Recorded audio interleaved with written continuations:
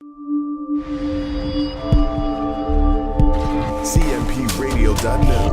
It's the station.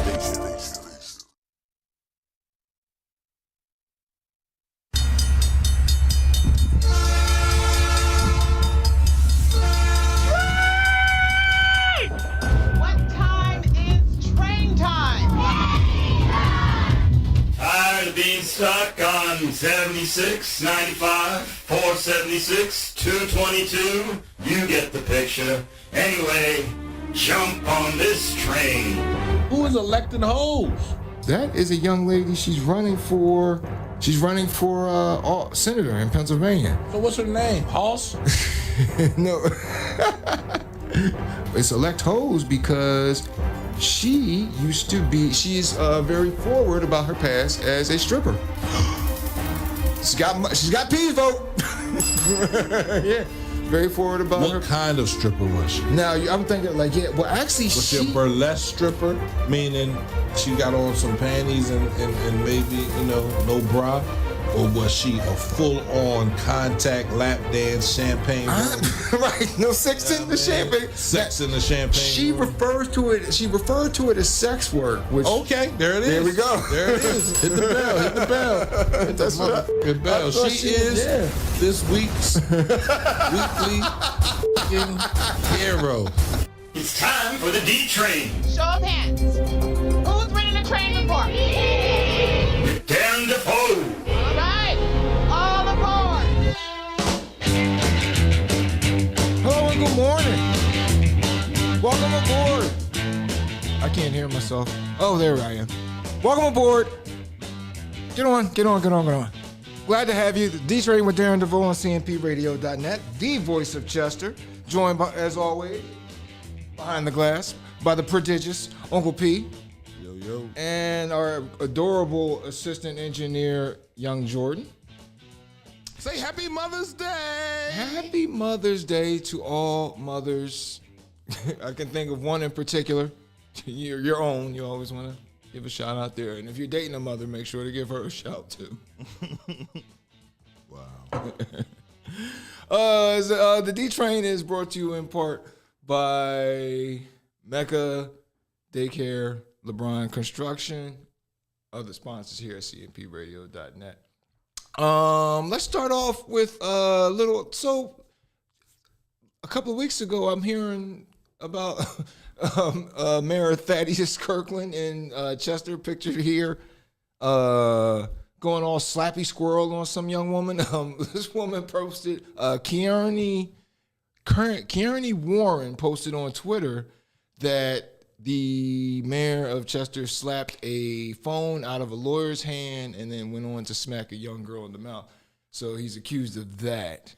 And so it's been a bad stretch for the mayor because he also was connected with a WHYY put out an article where he's connected with the parking contract that we talked about before that's very unfavorable, that the conservator illustrated is very unfavorable to the city, and yet it entered into this deal with this contract with this concerning the parking meters in the city. And in the WHYY article, it tied it. The timing of the contract was also timed to donations to Mr. Kirkland. We have video of this, the aftermath of this incident, and that's the mayor pictured there in the green Eagles top. And so go ahead, roll that. You just can't hurt yourself. No, You're my y'all phone? Yeah, I got fucking control. Yeah. All of y'all old asses. Yes. I'm Jada Piot and that pious niece. That's who I am. This is disgusting. Y'all need to go. Y'all need to go. Don't come here. Don't come near. Don't come near. Go ahead somewhere. You got a lot of nasty shit with you that you need to address, sir. The fuck is wrong with y'all?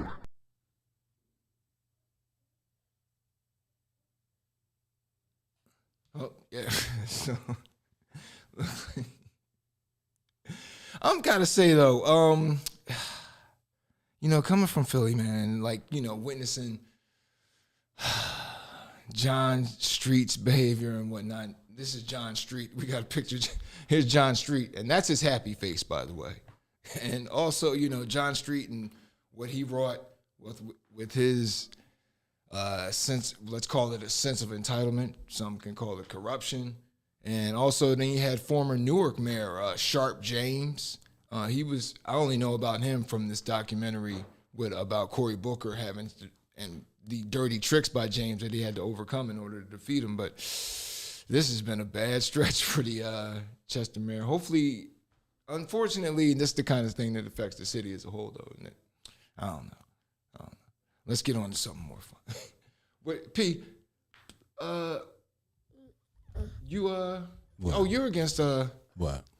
giving a good slap to totally. I'm against politics the way it's being run currently. People in power feel as though they can do whatever they want. Yeah. And they were elected by the people. People to serve the people. So if the people feel as though things aren't being done right, you can vote. I get it. You saying your voice doesn't matter in a broader, bigger election, but when you have an opportunity to reelect someone or not elect someone, then you do it from your city. Because if you don't vote, then that person stays in power, and they just believe that they have that much power. You know what I mean? You want to show somebody they don't have any power, you put somebody else in position. And the young ladies were they were giving the mayor somewhat for the city's involvement with Covanta. So that's what the altercation had initially stemmed from. But he didn't have to go down there. Right. He could have let them do whatever they're doing. Their march isn't going to stop any Right. money from coming in or anybody from doing anything Right. else. Yeah. You know what I mean? Like it becomes a part where you're just like, damn, man. Like, And that's the thing. Like those in power often empower something by when you should have just let it slide, let it ignore it, and it'll go away. Hopefully, die out. But he keeps it up in the because here we are a week and some change later discussing it. I know you guys probably been discussing it on previous shows on cnpradio.net as well. absolutely. Oh goodness. So P, you've been watching Keeping Up with the Sixers? No. No, I've been super busy. Okay. Like, That's but what's up.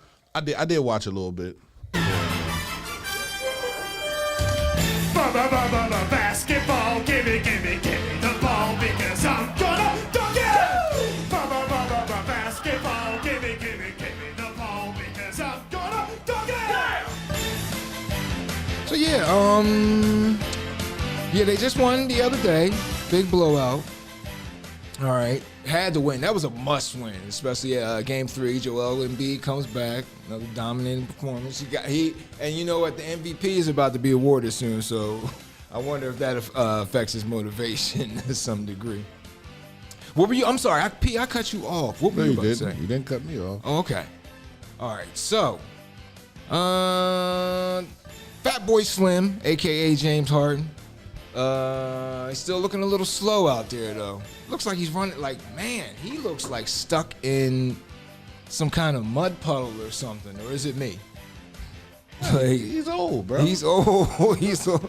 And he's not who he was in Houston. Right. You Which is what was expected. I don't know why you expect that. I don't understand why that was. You were in high school. You feel me? You're not who you were 4 years ago. You know what I mean? Like, shit happens. Hey. So, yeah, Sixers won in spite of their coach. What do you mean? Why do people jump on Doc Rivers, bro? Like, this is who he has. This is Doc. What is he supposed to do? Go out there and shoot a 3? The lack of creativity. Oh, true. Now the team are, but the lack of creativity. Man, there is no lack of creativity, bro. Like, literally, man, he's a black man, and we're always quick to jump on the black man's back when we feel like he could be doing a better job. Why Man. is that argument being presented lately? What you mean? Because that's who we jump on. I'm seeing on TV a lot, like newscast, like on Inside the NBA or whatnot. Cats going at each other. Why you jumping on that black? Why you jumping on him? Like, come on. Like, that's the problem with black people. We always want to jump on he could be doing a better job. Mark, how long was the coach here before not winning anything, not winning a game, and he had players, man? You feel me? You give Phil Jackson all the praise because he had Michael Jordan, Scottie Pippen, Tony Kukoc, and everybody else. But the year he didn't have Michael Jordan, did he win a championship? Did he win a championship? No. Yes or no? And so, right. But so he's not a great coach. Right. The players are the great, or the There you players. go. You feel me? Like, oh, I put people in the position. No, you got Michael Jordan on your team. You feel me? You got Michael Jordan. Go ahead to the Sixers with all these bums and Charles Barkley and see if you win a chip. Oh my goodness. I mean, no, I'm not trying to hear that, man. But we always quick, and he's a black man. He's Doc Rivers, bro. Like he's the most winningest black coach in the NBA. He should be allowed to coach his team the way he wants to coach his team. Nobody else. Nobody else on that list. Look at Greg Popovich. He's in San Antonio right now. When was the last time he won a chip without Tim Duncan? Without all the players that he had. Yeah. Like, come on, man. They ain't talking about firing him. Yeah. Good morning, Chef Lamont. Well, my thing is, I think that's pretty indiscriminate. Like, there's no discriminate. As people are always second guessing the coach, and you mentioned Popovich. Look how testy he gets with him. He and Doc have that in common when they get testy with reporters. I don't think that's a black-white thing. I mean, the black coach certainly gets fired quicker than the white. Oh yeah. So we can't complain about there not being enough black people in the NFL. As soon as a black coach makes a mistake, the clock starts ticking from the moment he signs that contract. But we as the viewing public can't continue to allow that to happen. You understand what I'm saying? Like, we gotta allow shit to play out. Okay. James Harden isn't playing the way he's supposed to do. What is he supposed to coach differently to make James Harden do what he's supposed to do? He's supposed to put him on the bench? No. You're supposed to put somebody else in that position? Understandable, but you missing Joel Embiid. That's your centerpiece of your team, bro. That's your MVP. Oh yeah. So and without him, that's a done there deal. is no team. Yeah. Just You doesn't feel me? matter. Like, so if it doesn't matter and Joel Embiid is out and as soon as he comes back, they win by 20. Okay. Now he's a great coach again. Yeah. You don't go from being a bad coach to Right. a great coach that quick. But black people, man, quick, always. We scrutinize people so heavily, bro. Well, what can we say? I mean, aren't No. you more critical of relatives than you are of a person that you don't know? I'm not critical of anybody. Okay. I allow people Or to be. do you hold them to a higher standard? No, I don't hold nobody Okay. to. Why would I hold somebody to a higher standard that I can't live up to? Okay. Literally, can you go on that basketball court and coach that team better than him? No. No. So why you judging him? I'm not judging. Of course, I'm judging his performance. Why can't I? Who are you? Can you do the same thing he Oh, can you do? sorry. Who are you with the question, Pedro Martinez? Who are you? You feel me? Can you go up there and do the same thing that he do? Oh, well, Can at you this play the rate same right way now, that he depressing. No, I ain't got that. But like you said, like it comes down to the players. So I ain't mean, got Doc. I mean, Oh, you he look was at trash. Doc. I No. I'm saying, hold on. You look at Doc, and for instance, the title he did win. All right, like with that threesome of He had players. All right, yes, he had players. Right. And so you see it now with, I say the same thing about Joe Girardi of the Phillies and Doc. Like their previous roster, a roster can cover up for the coaches or managers' shortcomings. Huh? And that's what. How does he have shortcomings? How does he? Yeah. Because they're both doing the same thing. He's a coach. He's supposed to sit on his hands. To a certain extent. Ain't no certain extent. How often did you see Phil Jackson getting up and ranting Oh and my raving and all goodness! that? He just Man, they had whistles and Phil it. Jackson was just chilling That's that it. throne, that Right. little office max And guess Staples what? throne. And guess who gave him that throne? We did. Okay, The people did. Okay. He didn't give himself that throne. He was on a team with Michael Jordan, Scottie Pippen, Dennis Rodman, Tony Kukoc, and all them And- 3-point shooters. Like, come on. Right. Paxson, It's a you feel me? team. Yes. Kerr, Yeah. Cartwright Oh, couldn't shoot a free throw. You see the way he shoots? But did that matter? No, it didn't matter. He won championships, and his team won. So at the end of the day, no. I don't feel as though Doc Rivers should be fired because all you're going to do is bring in Mike D'Antoni. And that's the thing. My thing, oh, goodness gracious. That's all you're going to please, do. no. You're going to bring him in. And that's my thing with when they talk about firing Girardi right now. I'm like, what are you going to do? Call Charlie Manuel? Come on, man. Yeah, Come I on, would. Give me a break. I would. If you have a better option, bring in your better option. Oh goodness. So yeah. What do you think moving forward with the Sixers, man? You think they gonna take this series or? I mean, they're down 2-1. It's an uphill play climb, today. man. Yeah. Or they play today or tomorrow. If they win tomorrow's game, then it's 0-0, then it starts all Okay. over in Miami, and we got to go to Miami, and we got to steal both of them. All right. Then we come home. It could happen, but at the end of the day, it won't. No, I can't see it. Yo, did you hear about this guy? Sweet bitch boy Ben Simmons had his back surgery. Surgery. Yeah. He just You didn't hear about that this week? That's Ben Simmons? Yeah. He just posted surgery went well. He posted that on Instagram. Oh, all right. Surgery went well. Thanks for the well wishes. So Ben should have had back surgery. So here's my thing about that. My thing about that is one. Okay, don't they do a physical, right? When they do a trade? No? Yeah. Okay. So if there were supposedly herniated discs, wouldn't that have been, I would imagine, I'm no doctor nor do I play one on TV, but I imagine that had been discovered, right? I mean, if he had a herniated disc during physical, yeah. So he didn't have no damn back surgery. He went to Hand and Stone. Right, look at it. He went to Hand and Stone, got a massage, and then posted this pic on Instagram. I knew it was over for listen, this cat's career is done. It's done. All right, and I knew it was done when I saw this. When I saw this, you knew it was over when you saw this outfit. I've described, some guys, you see them in the pregame press conference, and they've got a certain hat that looks whoa on them, or outfit in general. Like when Cam Newton got on the plane to go to that Super Bowl against the Broncos, I saw him and I said, those are must-win pants. Like you have to win. you have to win if you're going to win. If you're going to wear that. This guy is wearing a must-win outfit, and he's not even getting on the court. Look at that visual assault that he calls fashion. I mean, goodness gracious, what is going on? But yeah, that's when I saw that pic, that's when I knew this guy's career is done. He's finished, kaput. You know what though? The best thing I think, I don't think that the Sixers. Back to the Sixers real quick. I don't think that they're going to win this series. So what we have to do is look at the good times. All right,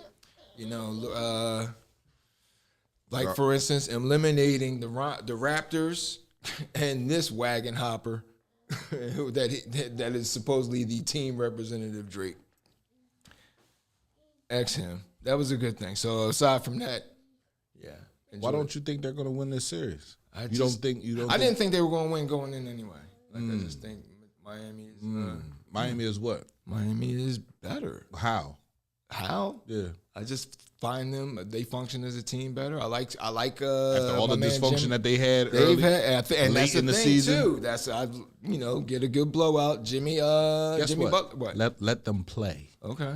At the end of the day, you can win a championship on paper. There are tons of teams that we say are paper champions. Right. But at the end of the day, when they go out there on the court, you don't think with Joel Embiid back in the game, you don't think they can win? As hungry as he is to prove himself. His body language the other day. Oh my goodness. Complete business. Oh my goodness. Listen, he brings understand what he brings to the court. I mean, understand the player that you have, right? Yes. If he was Michael Jordan size or LeBron James size, we'll be comparing him to the best player on the planet. You understand what I'm saying? Like doing everything that he's doing. So no, man, I'm not upset. I'm actually hyped. And they I hear it. Yeah, they needed that energy, man. So I'm excited. That was I'm not going to sit here and say they're going to lose though. I'm not. You're a bandwagon jumper. Being real. You're jumping off. You done jumped off already. I want this documented on Mother's Day of 2022. Darren Devoue said the Sixers suck. Lifelong Sixers fan, said that the Sixers suck and they will lose this series. Now, when they win this series, you added the suck. When they win this series and they come back and they win this series, I don't want to hear you say nothing else about basketball because it is clear that you don't understand basketball. Okay. Oh, wow. Ouch. Yeah. It's okay. It's all right. It didn't have to hurt. Fire Doc Rivers. Y'all niggas is crazy. Oh, I didn't say fire him. Yeah, you did. All right. I didn't hear those words come out of my mouth. He's sitting on his hands. What else do you do to someone that's sitting on their hands? What else do you do to someone that's sitting on their hands? If you had an employee that works with you and you say he always sit on his hands, what's your boss supposed to do? Fire him, right? Next, we got ASAP. ASAP Rocky, man. You might, or as his mother might know him, Rakeem Mayers. Yeah, pictured here trying to figure out where he is. He is just stoned. He was arrested. He was arrested at LAX recently in connection with a 2021 shooting. The victim said he was shot at 3 or 4 times, and he identified the shooter as Rocky. Rocky posted $550,000 bond, according to TMZ. And that's the thing. When they got him at the airport, he had just returned from a vacation with he just returned on a private plane with Rihanna. So they probably, I'm cracking up because the cops, the cops nowadays, they just know when they dealing with rappers, they probably like, well, where is he? Hold on. Let's check his Instagram. Oh, look at that. He's at the airport in Honduras talking about he's on his way back. So we'll meet him at the airport. We'll just wait for him to come back. We'll just wait for him there. He is a rapper, right? Oh, yeah. Right. So, why wouldn't Instagram be how you find? He's not a criminal. Well... He's a criminal. He's convicted he's accused of he's a crime. accused of a criminal act, but he's not a criminal, right? So,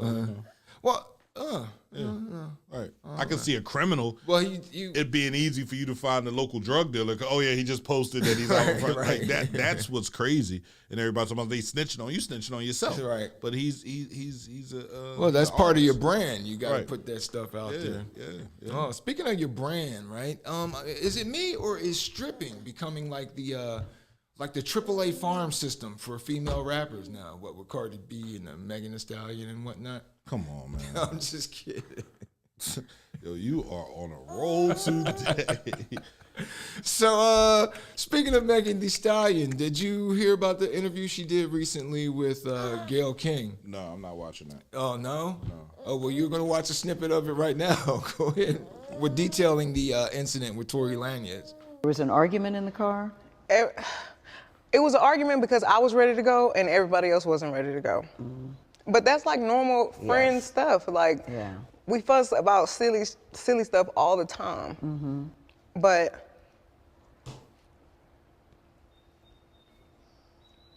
I never put my hands on anybody. I never raised my voice too loud. Like, this was one of them times where it was like, it shouldn't have got this crazy. It shouldn't have escalated to the way that it did. So I get out the car and it's like everything happens so fast. And all I hear is this man screaming, he said, "Dance, bitch." And he started shooting. And I'm just like, oh my God. Like, he shot a couple of times. And I so was so is he scared. in the car shooting from the car, Megan? He is standing up over the window shooting. And I didn't even want to move. I didn't want to move too quick, like, because I'm like, oh my God, if I take the wrong step, I don't know if he can shoot something that's like super important. I don't know if he could shoot me and kill me. Like, were you afraid for your life at that time? I was really scared because I had never been shot at before.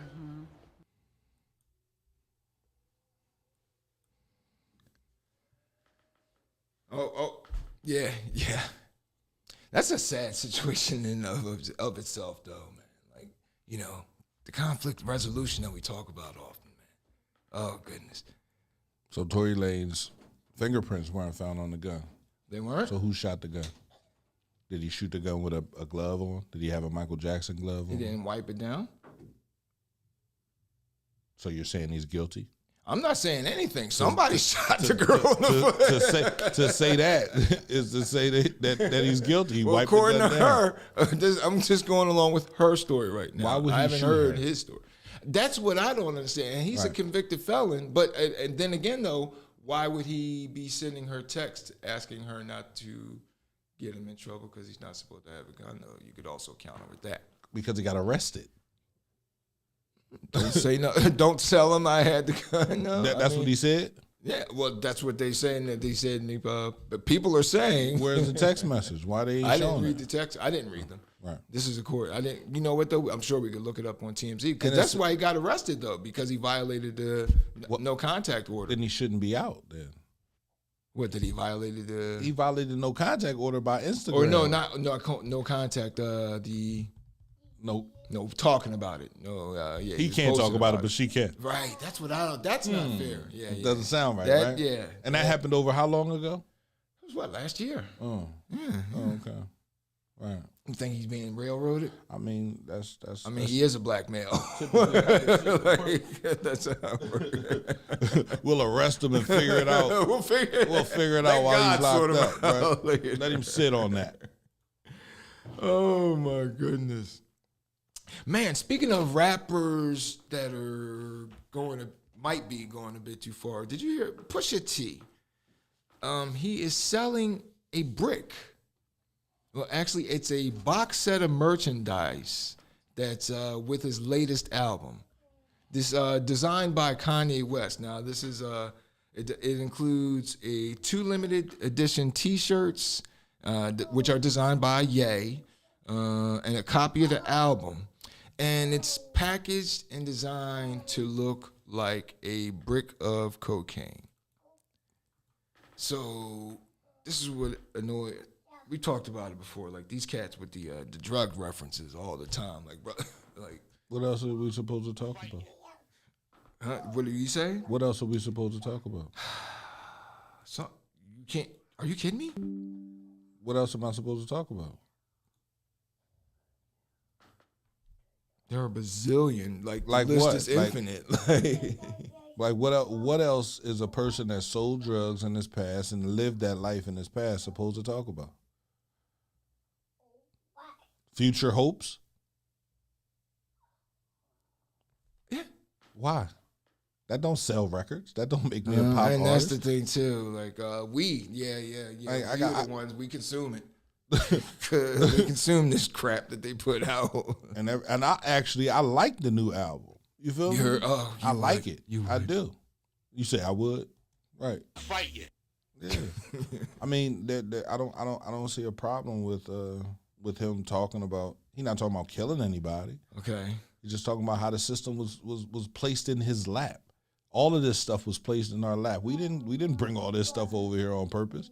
Oh, no doubt. Snowfall, right? You have no problem. Hold on, stop. Uh-huh. You have no problem with Snowfall, right? No, that's BS because I watched Snowfall. There's this document. I was just having a discussion with somebody the other day. Like all this stuff is being glorified. And after all these drugs were just pushed in by our own government into our neighborhoods, and there's a documentary now on HBO called The Invisible Pilot, and it's about one such pilot who was enlisted along those lines, like to run the guns one way, bring the coke back the other. That movie with Tom Hanks, or not Tom Hanks, what's my man's name? Little short, crazy white boy. Mm-hmm. Tom Cruise. Mm-hmm. Same thing. That movie, same thing. Drugs this way, guns that way, all committed by our government. All this stuff is being glorified, and yet nobody went to jail. So no, P. No, what do you mean nobody went to jail? Our community went to jail. No. I mean nobody. You know what I mean. Nobody that mattered went to jail. Nobody that did it. That had a hand in all of it. It wasn't about putting the people that mattered in jail. It was about the destruction of a community. You feel me? It was about the destruction of a people. Within your own borders, though. You're not worried about that. There are casualties to war all the time. Oh, my goodness. You feel me? The problem is we feel like there shouldn't be any casualties to war. We feel like there shouldn't be anybody suffering anything. But there should be people suffering, right? From the years that we're not doing nothing. Now you look at addiction and it's a disease. All right. Where was this disease definition when we were dealing with it? That was a disease they created. You feel me? And they created this disease. Why do you think they were overseas fighting that war to get those opium fields? Oh, yeah. Then they sit here and sell it to the pharmaceuticals, and they got all this heroin in the streets. You got all of this heroin now. It's the number one. No, it was crack cocaine. And when it was crack cocaine, it was attacking our community. Heroin, mother's like, I don't want to go to sleep off and get high. I don't want to be nodding out in the store. I watched somebody in the Cherry Hill, something to see. Christiana Mall. Yeah. I mean, she bought nothing but sweets, bro. You feel me? Nothing but sweets, and she was nodding out the whole time she was eating. My man hit me. He was like, "Yo, look at her.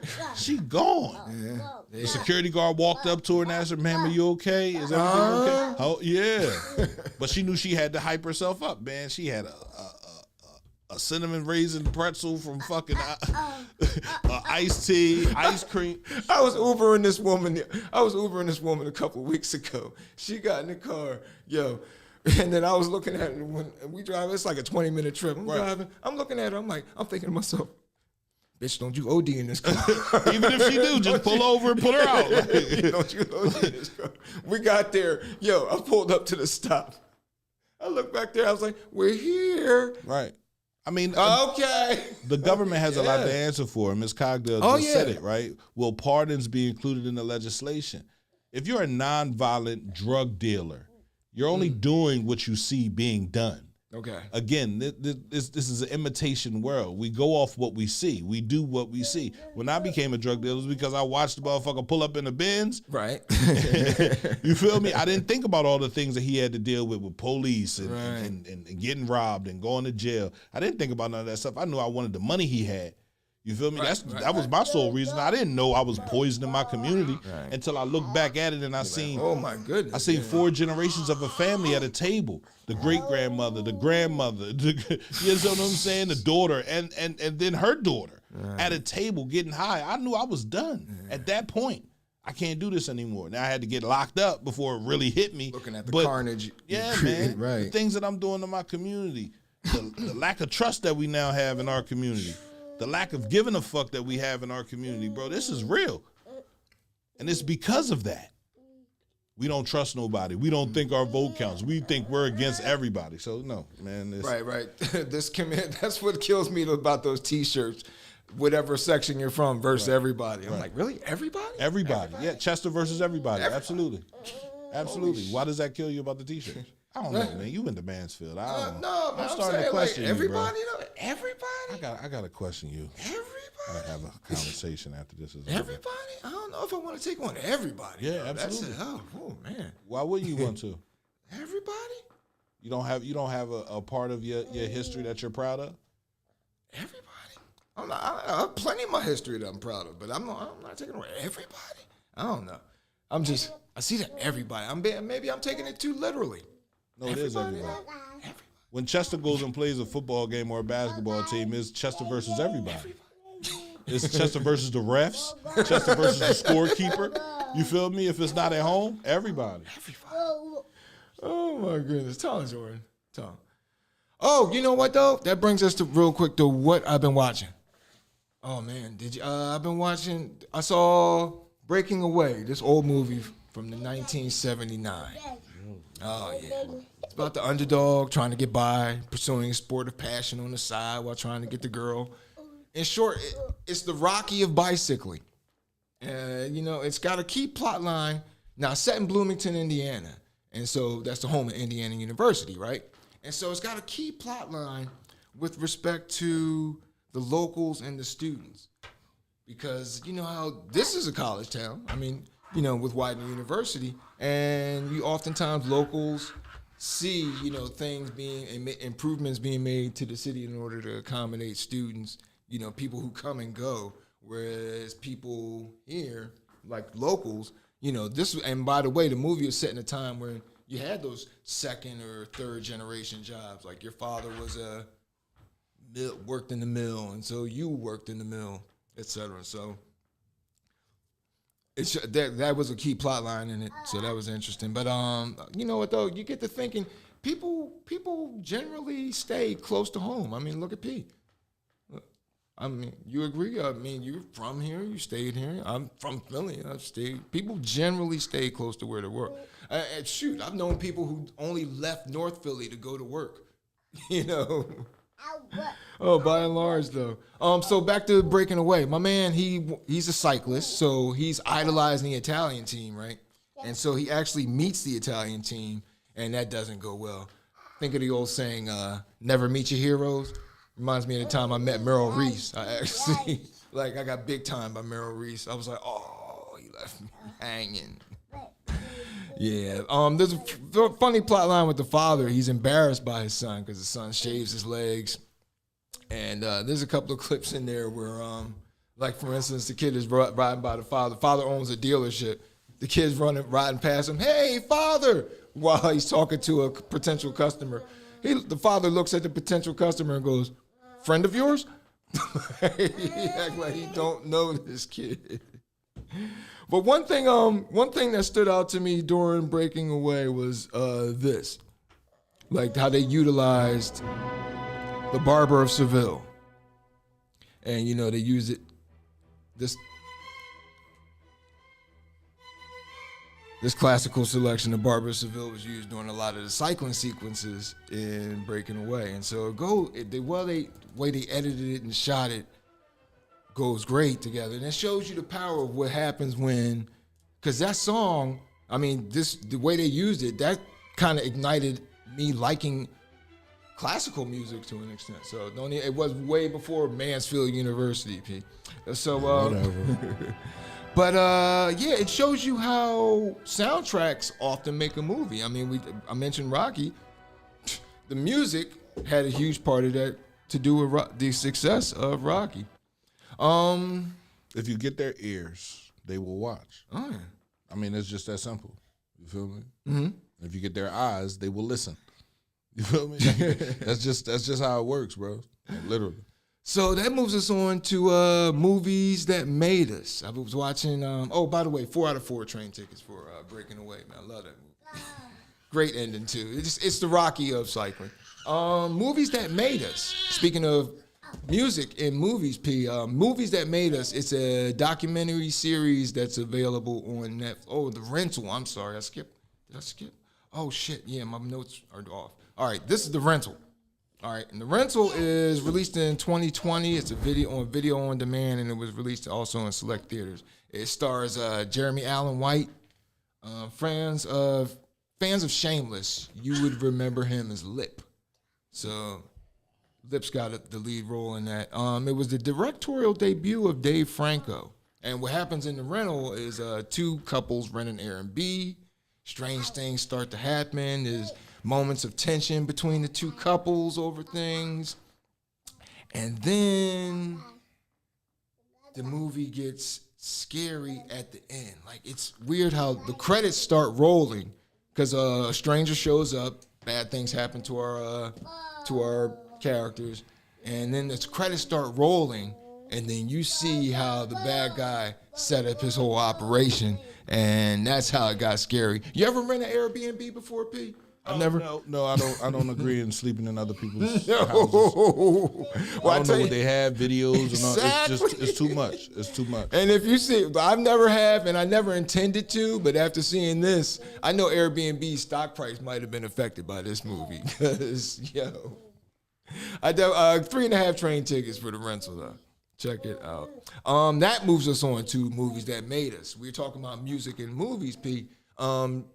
Movies That Made Us is a documentary series available on Netflix. So it's it's hour episodes, and they talk about movies that are iconic. So for instance, you got Ghostbusters, Die Hard. It tells all the stories that go into the making of the movie. So for instance, they talked about Back to the Future. During the filming of Back to the Future, they almost filmed most of the movie without Michael J. Fox, meaning they had an actual Eric Stoltz. He got cast originally. When they wrote the movie, they had Michael J. Fox. That's who they wanted. But NBC, because Michael J. Fox was the cash cow on Family Ties, so NBC was like, nah. So they shot most of the movie with Eric Stoltz, who, if you've ever seen Eric Stoltz, redheaded fella, funny is not his thing. He's a great actor, but funny is not his thing. And Back to the Future is a funny movie. So when they looked at the dailies or the shots from shooting it with with Eric Stoltz, they went back to NBC and was like, look, please, I will suck your... No, anyway, so then Michael J. Fox, he actually would film on Family Ties during the day and then go to work at night on Back to the Future. They also, the episode on Coming to America, I don't want to spoil anything for you for that. That one, it's available on Netflix, though. It's great. I didn't know, actually, Eddie Murphy and the director had beef that lasted for years. But 4 out of 4. And music. Oh, one last thing about music. Steven Spielberg, Jaws, right? The music from Jaws, everybody knows that. I mean, even little kids, like, it's pretty scary music. Steven Spielberg, when he sat down with music composer John Williams to hear Williams' proposed score for Jaws, Spielberg sat there right there on camera. He said, when I first heard the music, I thought, this guy's going to ruin my movie. In fact, but then history goes on to prove out that Williams, in fact, helped make Spielberg's movie. So, yeah. Well, with that ends our first block on the D Train with Darren Devoue on CNPradio.net. Don't forget, if you miss any of CNPradio.net's content, you can go to the YouTube or Facebook page. In fact, you could even pause this right now and come back later. Finish your dishes, do your laundry, etc. Change a child's diaper, like P was going to probably do during this break. So, yeah. On our next block, though, things get a little hairy. We talked about Mother's Day. We got 2 Mother of the Year candidates coming up in our next block, and not in a good way. You're on the D Train with Darren Devoue on CNPradio.net, the voice of Chester.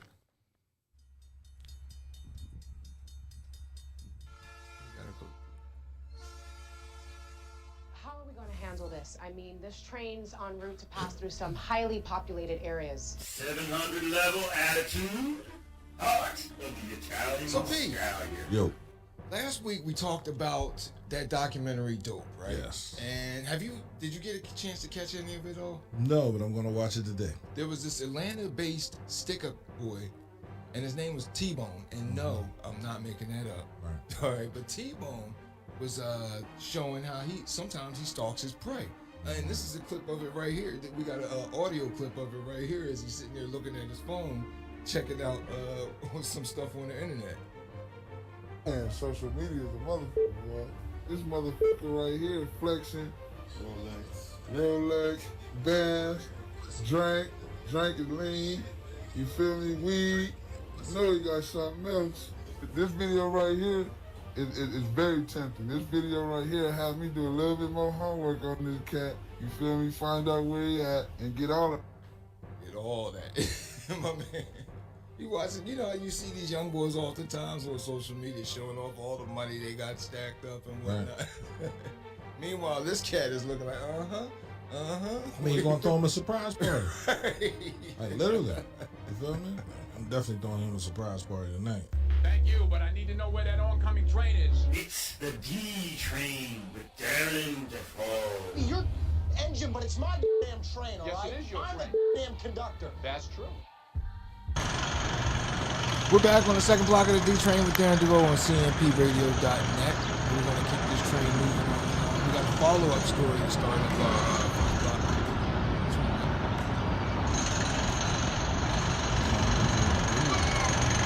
Oh, no, that was in between, but I thought you... Right, you didn't give me any direction. Yeah. Right. See what happens when you fail to communicate? Yes. You know what? That's what happens in relationships. See? Yeah, that's Darren Devoue for you.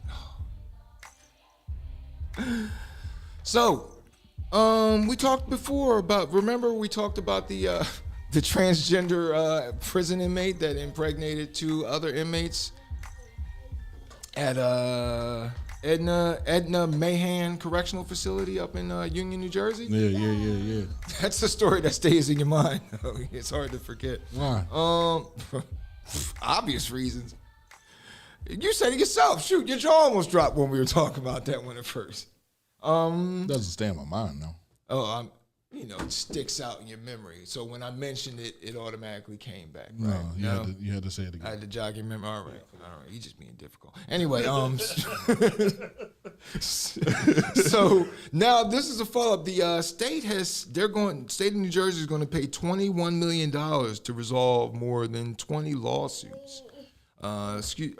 22 civil lawsuits filed by former and current inmates for assaults at the prison.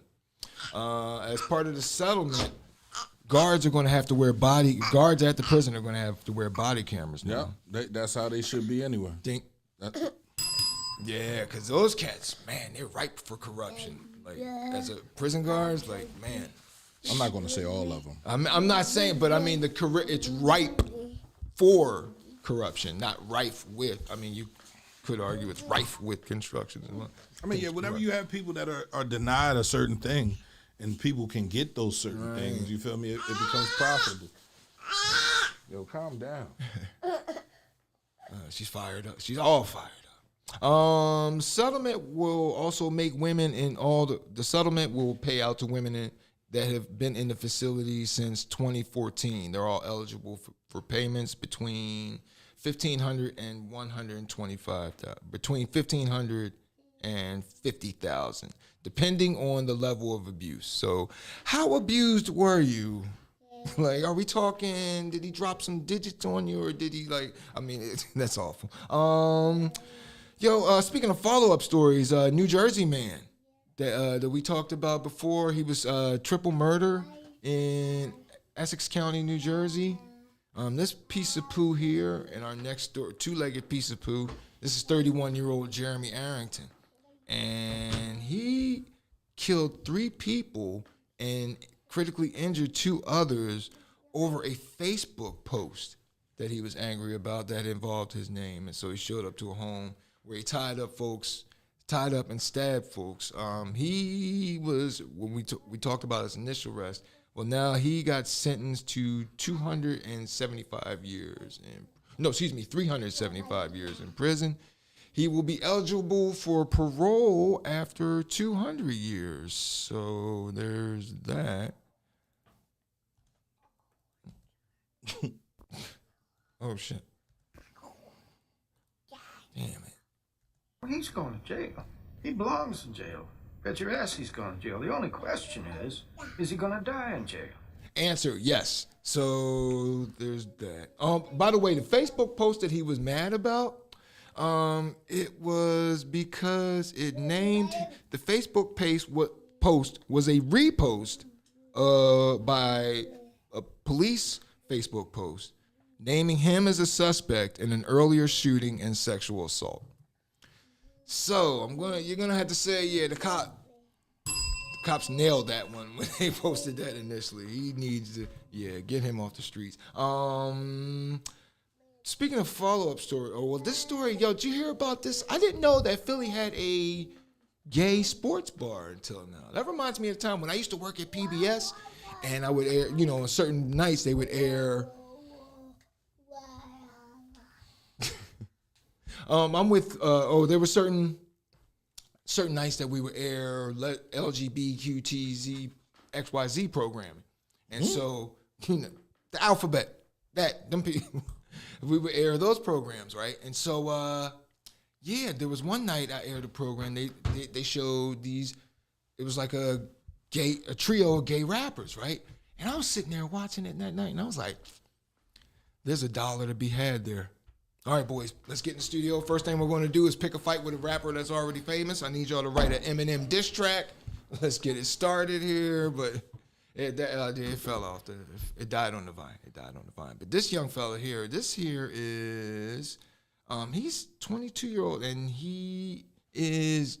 Did you see it though, P? He molly-whopped the hell out of that boy. No, I didn't see it. We have a quick. Yeah, go ahead and run the video. In the case of that deadly punch outside a Center City bar. Philadelphia police now say suspect Kenneth Fry turned himself in this afternoon. Fry is facing third-degree murder charges for that confrontation outside Taboo Sports Bar back on April 16th. The 24-year-old was working as a bouncer when he punched 41-year-old Eric Pope, who died from those injuries a week later. A warrant for Fry's arrest. He tried to knock that boy's on the bottom of his floor.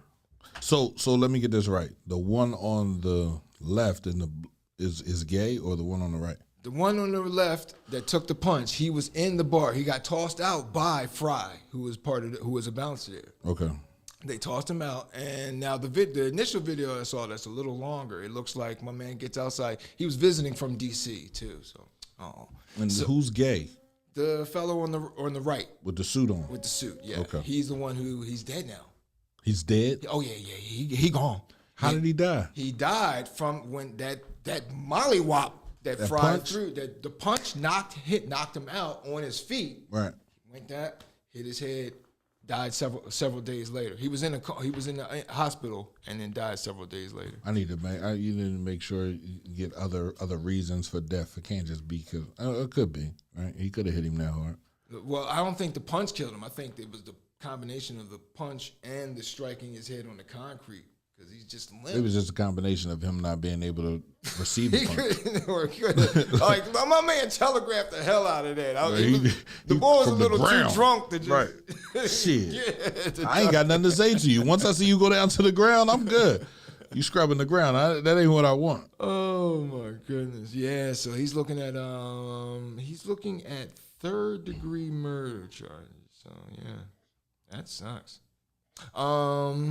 Similar story though in our next story. This Cherry Hill man is charged over a killer punch that started with a fender bender. This gentleman that's pictured here is Terrence McManus. And McManus, much like the fellow in the suit in the previous story, is no longer with us.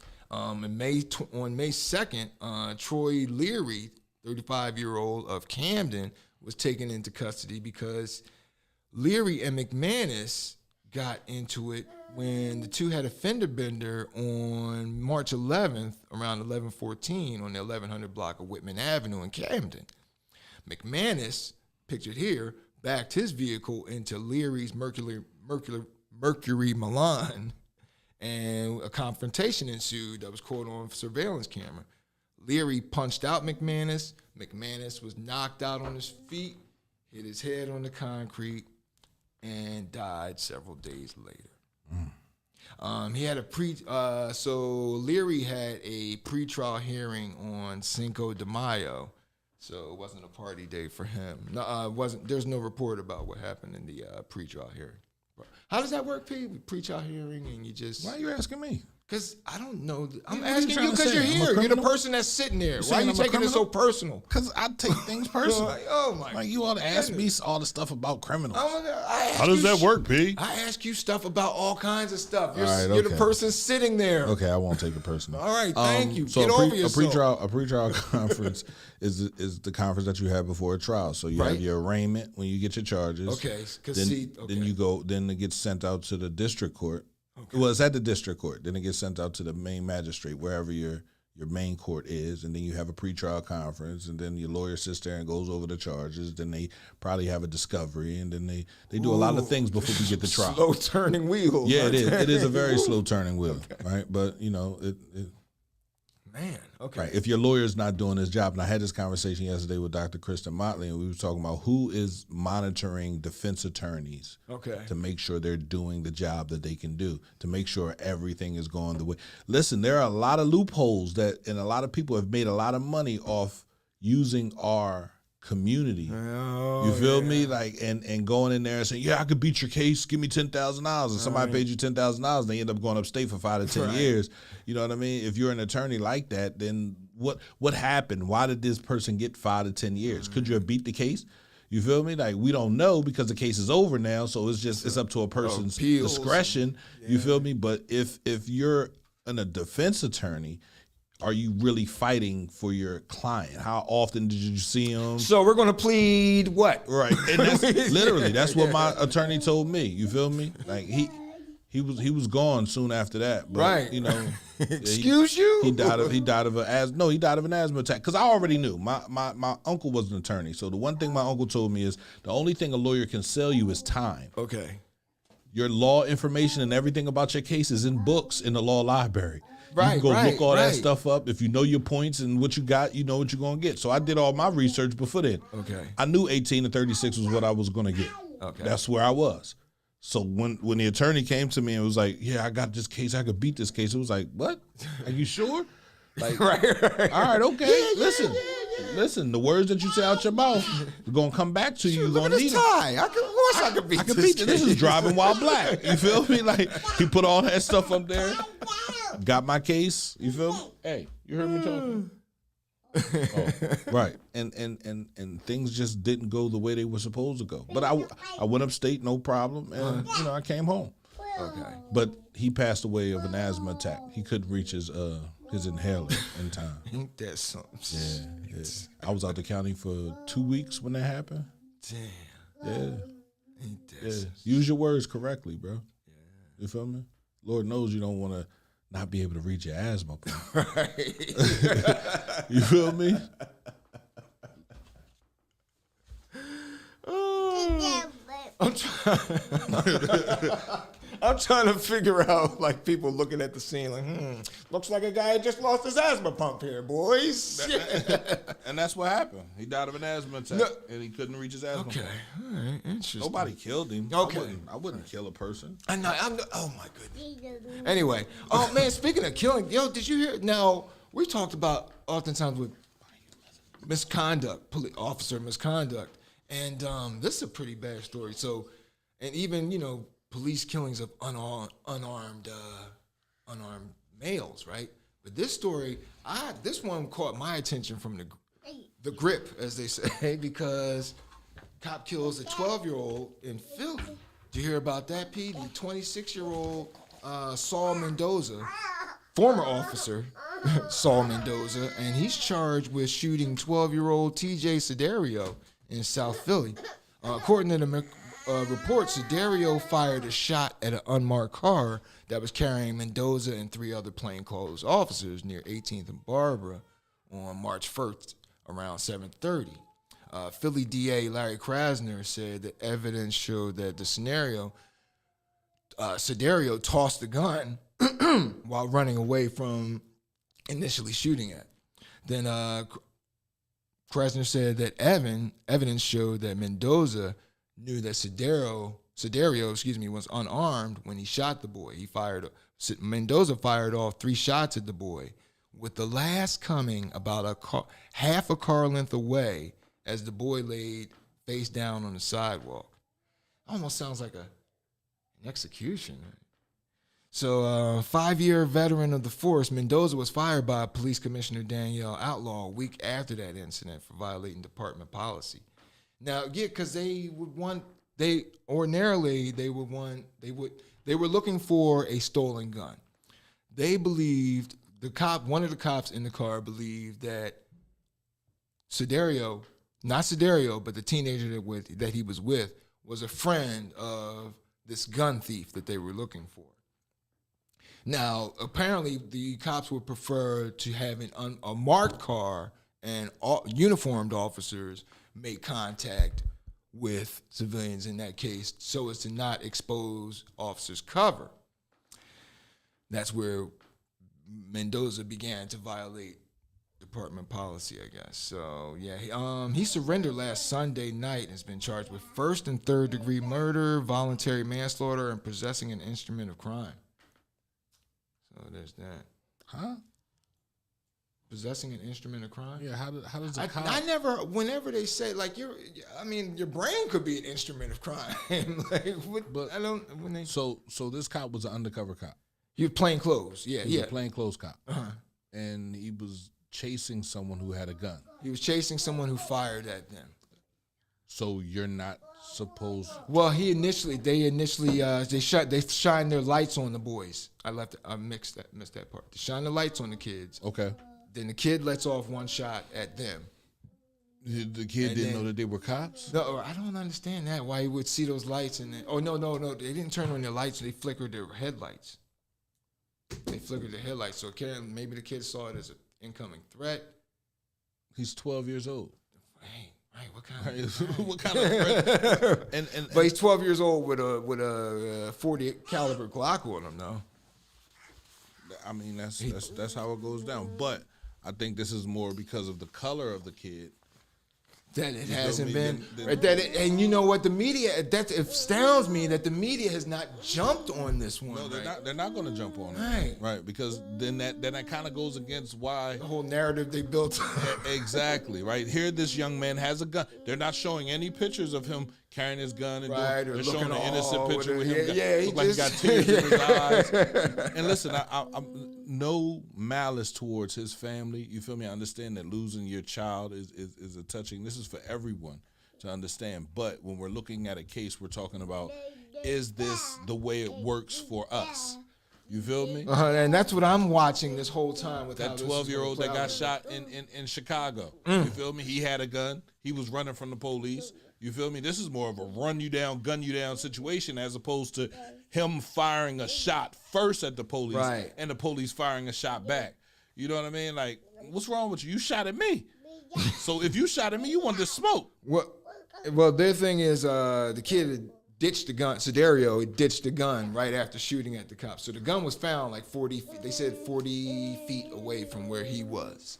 Still, he shot the So, gun. and they're saying Mendoza knew that he was unarmed.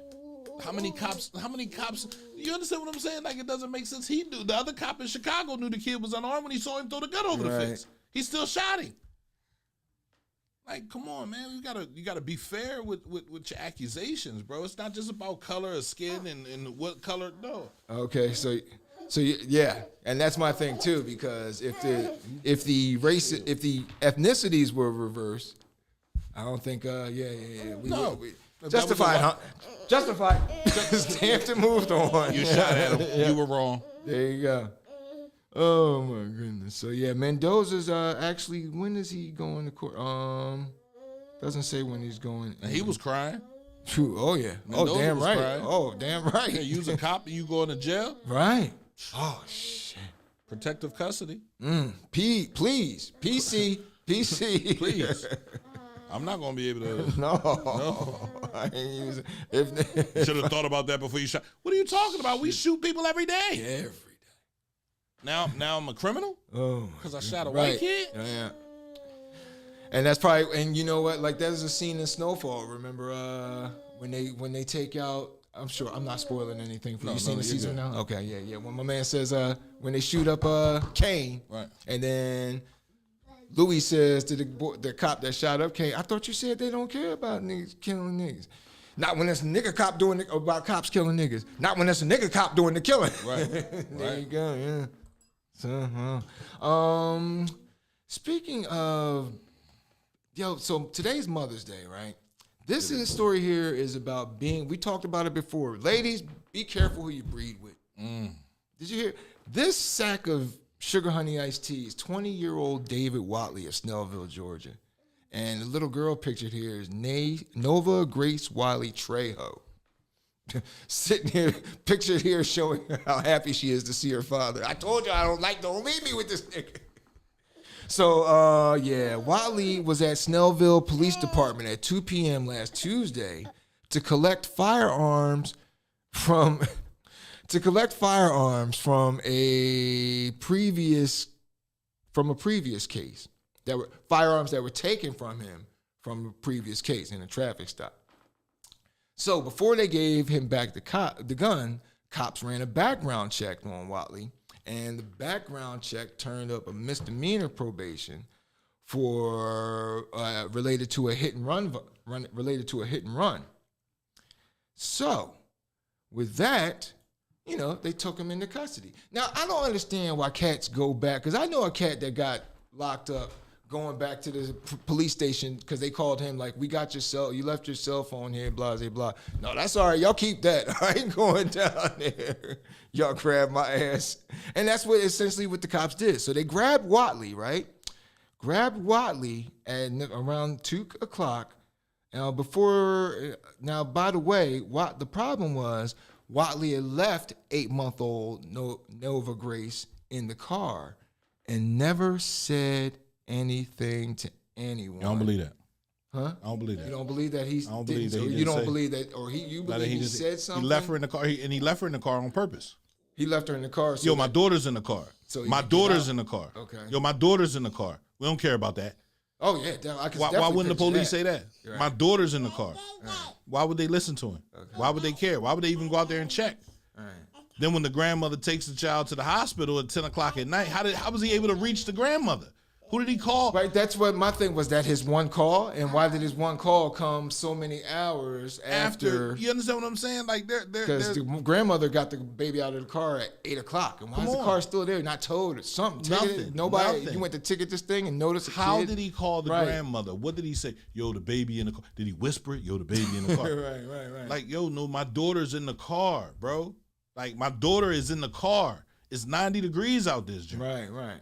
You feel me? Like, yo, my daughter's in the car. They didn't care. Somebody didn't care. Somebody, for sure. It's his fault. It is his fault that he left his daughter in the car to run into the police department to get some fucking guns, asshole.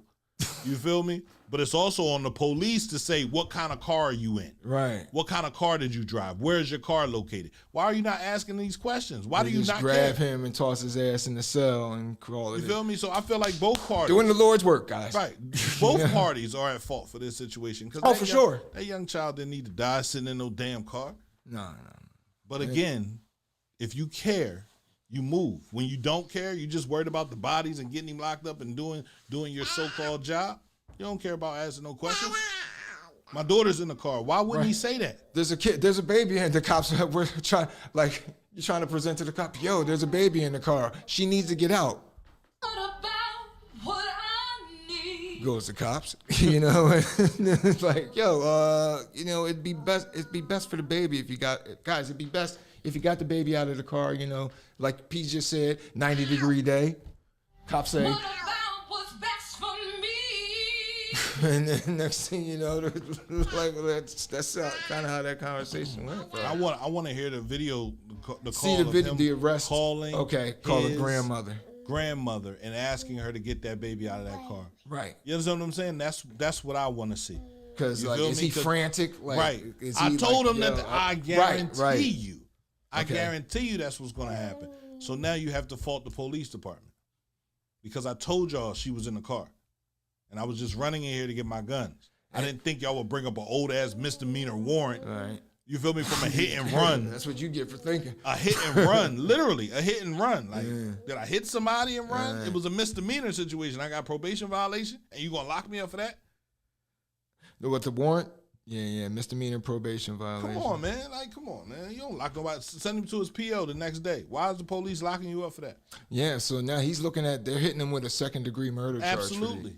Yeah. And the arresting officer should also carry the same charges.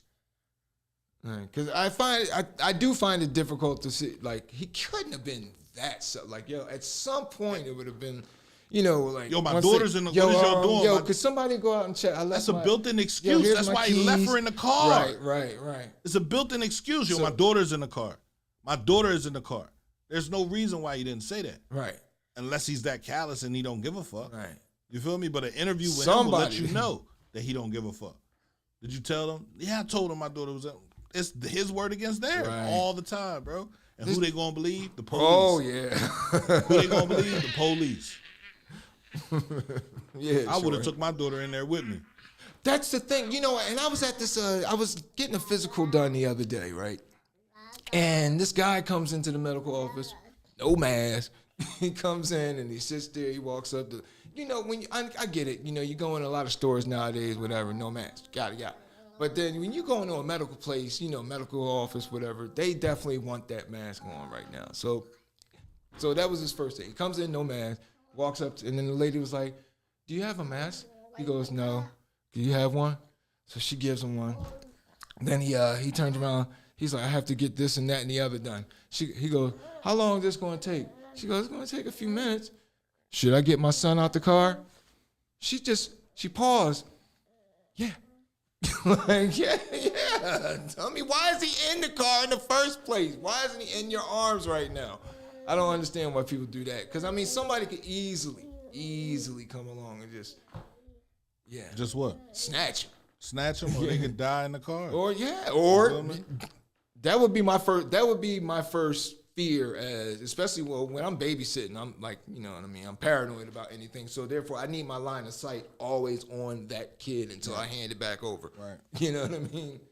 Well, that's because you don't have kids. I got 7. Right. You just fly. It's like Jordan, fly. Fly. Fly, my pretties. Fly. But no. I keep a tight eye on them. Right on. Our next story, this Brookside. We talked before about the Brookside Police Department in Alabama, how they were pretty much preying on citizens. Right. Why wouldn't they? Yeah. So, there's going to be some federal oversight they're looking at. But this is former Chief Mike Jones, right? Now, Jones was pulled over on April 12th, doing 78 and a 55. So the deputy that pulled, and this was on Alabama 55 South. And so the deputy approached the car. According to the deputy, window comes down. Jones holds out his badge from the Brookside Police Department. Mind you, again, this is on April 12th. He sees the badge, and the deputy sees the badge. He sees Chief underneath. And so he gave him, what's they call it, a professional courtesy verbal warning. Sent Jones on his way. Right? The problem was Jones had either resigned or gotten removed from his position as chief of police in January. So so the deputy found out about this, and he hit Jones with an impersonating an officer charge. So, oh, by the way, he also hit him with a speeding ticket, too. Yeah, as he should. This was the second time in 4 days that a former Brookside police officer had been jailed. Former Brookside officer Deshaun Mark Cook, and he worked with Brookside as recently as last Thursday, and he was arrested on Friday on charges of first-degree rape stemming from 2021. Taking it. Right, they taking everything. Who's gonna do anything to me when I'm the police? When I go into court and I wear my uniform, literally, I went to federal court. Uniforms. What is it with uniforms? I mean, they have and so people? many decorations, bro. Like all them and then they sent me in there with my blues on at first. My upstate. I'm like, yo, I got punching a suit. above your weight class I right got there. A suit. Like I'm fighting against. I mean, he was decorated, but after everything's come out, after the years have passed, you learn that one cop was stealing stuff and selling it to other people. You feel me? Another cop was stealing time and trying to retire and all type man. So you're trying to tell me that they were wrong then? Can I do a recount? Can we have this now with them being regular people? You feel me? Why they get to show up in the police regalia? All of his awards. Right. I mean, any award he got his Boy Scout awards on his fucking. Like, that's not a cop award. That's a sewing badge. I know that. I know what a sewing badge looks like, and literally, look, I didn't stand a chance. Right? Oh yeah, I didn't stand a chance. And then the one black person that was on the jury, they made her the 4-person. So fast, and I would have been like, no, I'm not doing that. But she felt it was an honor. All these white people are putting me up, and she gonna stand up and say not guilty. I said, you should be ashamed of yourself. Oh, like literally. Right, telling story. Oh my goodness. So more than half of Brookside's 14-officer police force has either resigned or been fired since other people began coming forward about the mistreatment that they faced under the department. Under Jones here, the department sought out people they believe could not put up a fight. Poor people and those with previous run-ins with the law, and they stacked fines on them, took their cars, and generated revenue that went right back into the police department. Sad. I know, right? Like, predatory and, oh goodness, ruining people's lives for what? She liked it. So Pete, I enjoy a little snort of alcohol here and there. You say? Yeah. Or you don't say? Yeah. A little. Oh, you say, you don't say? Toss them back here and again, you know. But this here, oh man, look, this is 32-year-old David LaBeouf. And he's a Massachusetts state representative. I bet he is. Again, power. Right. Absolutely. Is he a Republican or a Democrat? He's a Democrat. Yeah. Yeah. How about that? But multiple motorists called 911 to report that his car was swerving on I-93 with his tires smoking. So when police pulled him over, they found nine nip bottles in the back dashboard. That's not a lot of liquor. 2 cans of wine sitting in and they sell cans of wine. Did they find any drugs on him? No, they didn't find any drugs on him. That was the problem. He should have had some coke. He would have been all right. You ever see that movie with Denzel Washington as the airplane pilot? Say, bro, I need a fix. He drinks all this alcohol and then does a line of coke and flies a plane across the country. Like, what the hell? In fact, he woke up and instead of coffee. No. Who needs coffee? I got a line. Got a couple of them. Oh my goodness! And so they found the 9 little nip bottles and the 2 cans of wine. One was empty, one was half empty. And so I actually have, you know me, I got my sources, and we actually have recording of when LaBeouf was explaining himself. What about? Oh shit! What I want. Yeah, that's what he said. Damn it! I thought. Anyway, yeah. So yeah, LaBeouf is looking at. He was operating a vehicle, obviously under the influence. He looks under. I'm wondering. I need to know where the face mark came from. What you mean, the car accident? He lost his tire. He hit his face. He definitely hit his face on the wheel, like. And the cops probably beat him up. Like, what the hell's wrong with you? You a state rep? I don't think right. You're not getting along. You're not getting away with this. Around. But you gotta hold people accountable, man. Oh, for sure. I think when you're in a power position, it should be more of a accountability. You feel me? Like they should hold him to extreme. He should be out upstate. Oh, definitely. Send his ass upstate because you're representing the people. And he could have killed numerous people. And he blew a .329. That's about 7 He times. was 4 times. He was just over 4 times the legal limit. 0.08. So he was .329. Then I guess he said, "Give me a minute." So then then the second time he blew a 3.317, which is still almost just under 4 times the legal limit. And so like I said, you know me, I got my sources. So we actually have recording from LaBeouf being arrested. Have you been drinking? Doc, I am gassed. What were you drinking? Well, bourbon. These two fellas... How much would you say that you drank? What do you say? How much would you say that you drank? About this much. Mr. Thornhill, it is my opinion that you are definitely intoxicated, and I'm now going to ask your permission to draw blood. How disgusting. You may refuse to permit a blood test to be made, but if you do refuse, your license will be revoked. You have the right to notify a physician of your own choosing. It was at this point. So, yeah, it was at that point that LaBeouf knew he was screwed. Yeah, he probably, no, I know Marjorie Taylor, they just were having a hearing on this one woman saying she can't run seeing whether or not she was eligible for to run for re-election due to her involvement in the January 6th riots at the Capitol. So I would imagine 4 times the legal limit. And again, in this age where you just reach in your pocket, tap, tap, tap, tap.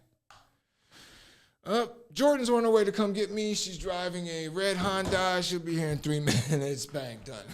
I don't understand how people keep getting DUIs. I can't figure it out. It's not for me to figure out. Speaking of DUIs, P, did you hear about the pedal pub driver in Georgia? He was drunk? Yes, he was drunk. They be drinking on that joint? I don't know. I'd imagine you'd have probably rails of call liquor, like maybe some house margaritas with the house tequila, stuff like that. Or I don't know or do you bring your own drink? I'd imagine you bring your own drink. Yeah, I think you could probably bring your own drink. You're not the ones driving. Yeah, he crashed and caused James Anthony Jones caused 15 people be hurt. Caused 15 injuries. At least he didn't kill anybody.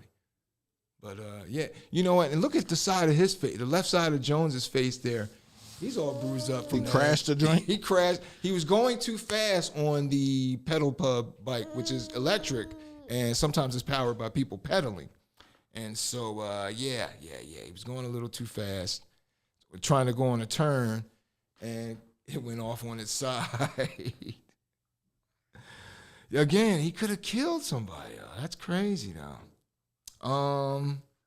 So he's looking at operating. There's going to be some lawsuits coming. Absolutely. Oh yeah, and these Jones they just started breaking out over the past few years over the country. Without question. I'm definitely suing them. Oh yeah. That's the first thing I'm doing after I get out the hospital. Oh yeah. Matter of fact, in the hospital. Right. Give my money. Right. Oh my goodness. So we talked before about people, like there's been a rash of incidents where people have taken violent actions at being dissatisfied at a restaurant or takeout place. Well, you got to be careful because now these employees are starting to strike back. They got guns too. Right. And so this here is an Arby's manager. And so you're going to love this one, P. This was in Alabama, Hueytown, Alabama. Yep. And so on Saturday, April 23rd, officers responded to a report about an altercation because a customer became unruly and this manager here threw hot grease on that cat. Whoa. I thought she pulled a gun out. She treated him like he was Al Green and she was his wife. Boy, the grits, oh my God. Hot grease. They arrested her? Oh, yeah. First, they provided medical treatment to the victim who was doused with the grease. He suffered second-degree burns over a large portion of her body, and she was transported to UAB Birmingham Hospital for treatment. Shay Denise Peoples, 50-year-old, she's pictured here. She's arrested and charged with first-degree assault. Her bond was set at $30,000. Damn. And the case is still under investigation. Shit. Right. You gotta be polite. Make you want to be polite to these folks. A hard day at work. That's why I don't do no fuss. I'm not arguing with nobody making my food anyway. You see the other story where the bull found nut in his salad. Right. Human ejaculate in his salad. You feel me? Now she throwing hot grease on. I'm not arguing with nobody back there making my food. Well, it doesn't make sense. And you know what? Looking at Miss Peoples, I gotta say she's got that look though. She looks. I'm guessing this is not the first time she's thrown hot grease on somebody, and it won't be the last. Why are you judging people based on how saying, they look? like that was her move. Like that was, like, you threw hot grease on. Okay. Reach for that fryer, have some. Yeah, she just looks like a hot grease thrower. She just got that look on her face. Like, look at her. And I'll throw hot grease on your ass too. She telling the cop behind the camera. You can see it in her eyes. Yo, did you hear about this? A lost iPhone was the murder victim's iPhone, and his Instagram. Excuse me. Shit. The Instagram account on a iPhone that was left at a crime scene. It led to charges to this young man. This took place locally, right? I don't know. What took place locally? This case that I lost on my page, lost for an iPhone leads to, there we go. No, teenager here. No, son of a bitch, where'd it go? There we go. Dropped iPhone leads to murder charges for 3 teenagers. And this is one of them. The dropped iPhone was at the murder scene. This was a gun sale gone wrong. Hakeem Montez, an 18-year-old from Chester, he's been charged with the August 7th murder of a 19-year-old Samad Montgomery. And this was announced last month by District Attorney Jack Stolzheimer. Montez has been charged with criminal homicide and murder of the first and second and third degree. It's just one murder. How you can commit 3 degrees of murder when you only commit one? I don't know. There I go taking things literally again. But 2 others, ages 19 and 18, have also been charged in connection with the murder. According to officials, it was an illegal gun sale gone wrong that led to the death of Montgomery. And it was a dropped iPhone that led to evidence against the teens. They checked the phone and, of course, posts on Instagram, communications on Instagram as well as text help link them to the victim. Yeah, it's not hard. Yeah, right? How about that? And that's one thing that I don't understand about when you go to commit a criminal enterprise, why do cats even take your phone? Why do you even have this thing that tells your location, right, when you were at this location? Right. Let's leave our phones at my mom's house. We can always say, what about... You waiting for a text from your girl or something? Like, you really need that text? No, man, leave that thing at home, man. But like I try to tell you, these things happen. Right, so they made this decision, we're going to go get this boy now. It'd be, let me pull the gun out, and then you accidentally pull the trigger, right? And you didn't mean to kill him. I think if more people said they didn't mean to kill this person, I didn't mean for him to die, I didn't mean for him to get shot, then it all makes sense as to why you got your phone on you and why you out there. Right. But if you go in knowing you're going to rob somebody, you're going to do something crazy. You know what I mean? Why is that thing Why are you even carrying? here? Why are you carrying your phone? Like, but no one's teaching these young men anything. Oh my goodness. So yeah, just learn on your own. So young, so like he's young. Sad. Babies. Oh my goodness. Next up, Who sold them the gun? I don't know who sold them the gun, Miss Cogdell, and that's the thing that we need to figure out, right? I mean, oh, okay, she knows him. Oh, yeah. That's wow, yeah. Shoot, no. So, yeah, there was a fatal stabbing at Dave and Buster's. A stabbing? A stab. That's what I can't understand. What can't you understand? You can't understand a lot of things that you be talking about. I don't understand how there's a fatal stabbing at Dave and Buster's. Like, you should be I'm sorry, but I'm too busy. When I go in that place, I'm too busy having overpriced fun. You know what I mean? I can't let anything distract me. Sorry, sir. Did you step on my Gucci's? Did I step on your Jordans? I don't know. I'm too busy having overpriced fun here at Dave & Buster's to be bothered with it. This card is running, so I have to use this. So, yeah, this was at Dave & Buster's in New York. Oh, well, it's New York. Right. Anything's bound to happen. It's New York, big city dream. That nigga looking at me. I'm not looking at you. I'm looking at the menu. What'd you say? So yeah, he stabbed. A guy was stabbed to death by Alan Stanford. This is Jesse Armstrong, 41-year-old. Stabbed to death. And then he stabbed 39-year-old Alan Stanford to death during an attack. He was an employee at the time. No, they were both. What do you call them? Patrons? Yes. This happened last Saturday. A call was received around 10:45 about an assault in progress. Officers arrived at Dave & Buster's where they found Stanford had been stabbed in the chest. To death. Yeah. So that's what I can't like I said, overpriced for what we paying here at Dave & Buster's. Listen, I'm too focused on. It doesn't say why the argument started, but I can't think of a reason why. One, that you got a knife on you at Dave & Buster's, but I can get it, protecting yourself and whatnot. But two, like, why would you use that knife? Again, overpriced fun. Boy, that escalated quickly. I mean, that really got out of hand fast. It jumped up a notch. It did, didn't it? Yeah, I stabbed a man in the heart. Boy. And so this Armstrong. Shit. So next up. Oh, speaking of stabbings, did you hear about this? A Canadian man, he thought he was on a mission, a higher mission. Now some people like a woman. It looks like a woman, but it's a guy. It's a man? That's a man. Oh man. So he was testifying recently at his trial. He killed 2 people with a katana sword. Japanese katana. He said he was trying to be the last samurai. Yeah, right. So he killed 2 people, and then after killing the second person, he testified that after killing the second person, he couldn't see his mission anymore. He just, this murder wasn't all I envisioned. Killing people isn't as fulfilling as I really envisioned it. So I'm gonna get it. So he surrendered to police. So he's looking at charges there. So that's a shot from when he confessed to police why his motive in the stabbings.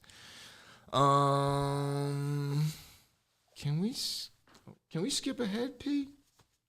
To there is a carjack. There's a picture of a street in West Philly. 2 cop cars, there's tons of streets. Okay, there's a picture of a lady that's beat up with a crash car. Go before that. Go right before Uber that. driver shot. Yeah. Now this has got me rethinking this. This has been happening lately. Like we've talked about stories like this where Uber drivers getting shot by passengers' boyfriends or what have you. But this story took place in West Philly last week. Guy was shot with the passengers. Well, he picked up he picked up 2 people. Same ride. You know how some people you can get stopped, make 2 stops. It happens all the time. So he picked up a guy and a girl, dropped the one girl off in one section of Philly, then came down to West Philly by Delancey and Cobbs Creek, was about to drop the guy off. The guy shot him through his rear and then jumped out of the car. We have it should be a video right there, P. Go ahead and roll. No video. No, I thought, oh, son of a bitch, I screenshot it, but yeah. So the driver was in the video with the ABC, the guy drivers, or excuse me, NBC, CBS 10. I'm old. CBS 10 hasn't existed in forever. He shot him through the rear, and the bullet exited and went out through his arm. The driver jumped out the car. The car kept rolling, so did the assailant. The assailant ran off, and the car wound up rolling into a pole. But yeah, this got me rethinking this whole Uber thing, like this whole string of stuff. Matter of fact, this past weekend, so I'm sitting there, right? I'm trying to, and the driver, same thing, same scenario as this driver in this story. He's trying to hurry up and get to his bonuses, because after a certain amount of rides, you get a bonus from Uber. So he's trying to earn his bonus, get the extra money. Extra money. There's no such thing. So like Elon Musk has extra money. And last weekend for myself, I'm sitting there, I'm in Wilmington, right? I'm dropping off some folks. I took some folks from Newark to Wilmington. I get a hit for a ride as I'm about to drop these folks off. 1 minute trip. 1 minute trip. Mind you, it's 1:30 in the morning. A 1 minute trip in Wilmington at this hour? You're going to have to walk that. I ain't going. You ain't setting me up. It just reeked the setup to me. So. I said, oh, hell no. We ain't going. Why are you robbing an Uber driver? Like that's what they don't carry money. They don't. Right. Exactly. It's not like the cab drivers. Right. And even, you know what I mean? They don't have cash in the cab. I can't accept payment from the customer. Hey. That's crazy. I don't. And even if you, okay, so this public service, because I've heard of them trying to carjack Uber drivers too, right? Now this right here actually, I'll save that public service announcement after this next story, P. Because in this next story, the lady that's beat up. Yeah. So this story, P, what happened was that lady was carjacked, right? And so her carjacker, he beat her up. She's elderly, by the way. And this took place in Texas. He beat her up, and 72-year-old Charlene Hernandez beat her, and then rushed off. 3 men tried to tackle the carjacker. He managed to flee the scene in Hernandez's vehicle. However, he was found dead shortly after because he crashed Hernandez's car and died in the crash. So it's almost like a happy ending for a carjacking story. Not for her face. Not for her. I'm sure she feels a lot better knowing that. Plus, he ruined her car, though, too. Yeah, no. Like, how the hell? But this is my thing with carjackers, right, P? Or my car. We're going to say right here, this is a public service announcement from the D-Train with Darren Devoue on cmpradio.net to all carjackers and potential carjackers. Listen, do you guys listen to the radio? One Dime Down, all those other commercials? Man, that's it's true. It's no, true. It's not. No. Pete, I walked in, I got my car, I have a car, and I got that car for no money down, okay? Like, you don't need a gun to get a car, gentlemen. All you need is a pay stub, okay? A job. That's all it takes. Just a job. I know. I've said this many times to potential criminals. We've done math sometimes, and then the math adds up to just get a job. So, again, you don't have to, I know, it sucks. Somebody's going to be telling you when to be someplace and when you can leave someplace. But there's going to be some perks, too. You're going to meet new and interesting people. You might even meet a nice girl, stuff like that. And you don't have to worry about police or crashing a car, etc. Injuries come with some. But anyway, my point still stands. Just get a job, please. Just get a job. Get a job. Remember that old Bruce Hornsby song? No, get a job. I don't remember that. That's just the way it is. Tupac sampled it. Do-do-do, do-do-do, do-do-do. Some things will never change. I was going to save this guy for P's Weekly Hero, but Okay, go ahead. I was going to save this next story for P's Weekly Hero, but I don't know though, because So this had took place in Norristown, and 2 teenagers were trying to. I don't know what's you done skipped. Oh, well, we so skipped it. much It stuff. should be right after. It should be right after the carjacking. It's 2 cop cars. Yeah. That's the one. Yeah. So speaking of robberies going wrong, it's Norristown, right? Norristown, man, he killed 2 teenagers. This is April 30th after a robbery attempt. They were investigating 2 shooting deaths. Now, here's the thing. My man got off 5 shots at one of the teenagers and 1 at the other one. Wow, he lit up that one kid. But police said their initial investigation indicated that the shooter was walking to his car from home when 2 teenagers pulled a gun on him and tried to rob him. Authorities say that he used his legally registered gun to fatally shoot them. He then rendered aid and called 911. Authorities said 1 youth was shot 5 times, while the other one was shot once in the torso and 1 in the finger. Both shooting deaths were classified as homicides. Police have found a ghost gun with an extended 30-round magazine at the scene. So these kids were walking around, or I guess according to this report, these kids were walking around with pretty much an assault weapon. Both officials said both of the teens, 17, were from Norristown, and the guy was questioned and released. But I don't know. There's some unanswered questions there, though. I'm sure. I don't know. Moving on to our next story. So, oh man. So this happened in North Carolina. A man shot a 40-year-old man that he thought was stealing groceries. And so this happened down there in North Kakalaka. And I lost that too, stealing groceries. So that was a mistake, actually. This gentleman was not stealing groceries.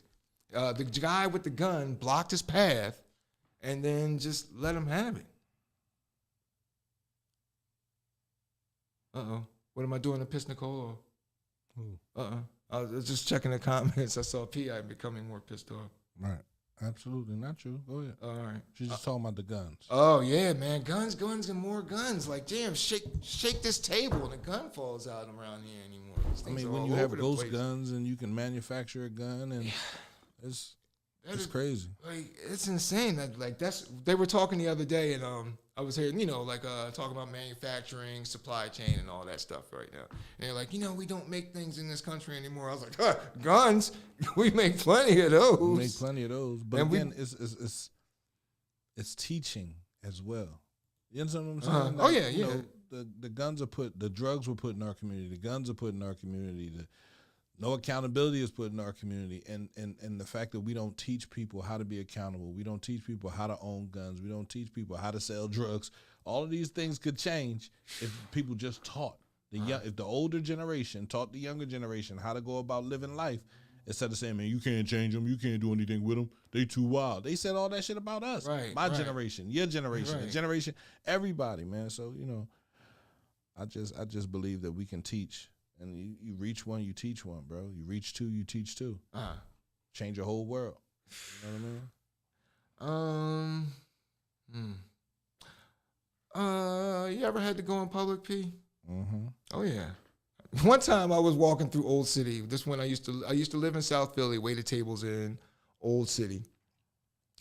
And so I was on my way walking home one night, and there was this Irish guy. Well, I assume he was Irish because when he spoke, he had a thick Irish accent. He sounded like straight from the Emerald Isle.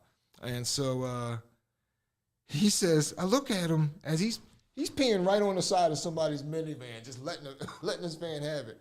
He turns around and sees me just walking by, looking at him. He goes, "Yeah, my friend, no greater pleasure in the world." Then what? And that's what I said. He said, "Then taking a piss." I said, "Oh." Yeah, that is true. No great. I mean, it is sure, like, given the situation, it sure can be pleasurable because you're like, or more. I would think more of a relief. I think the relief is the pleasure, not. No? The relief of taking a piss? The relief that you get from like, oh, thank goodness. And, when it's all built up. So what greater pleasure in the world is that? That you didn't piss your pants, I guess. Oh, man. This guy actually, can we skip ahead, P? Because let's skip ahead to that couple. What couple? There's a married couple. A couple that just got married. Oh, well, we were just talking about guns. We'll talk more later about that. I'll save these next two stories for next week because, oh, my goodness. I don't see a couple kissing in front of the... Yeah, that's them. With the umbrellas? Yeah. What's right, the shot is very tight, but they got married. On the train? On a SEPTA train. Wow. A dirty wedding. I'm sorry. I didn't mean that. No, right. That seat's been used multiple times. But yeah, I think that's a little special. A little marriage on a train. That makes it unique, especially those outfits. Well, isn't that special?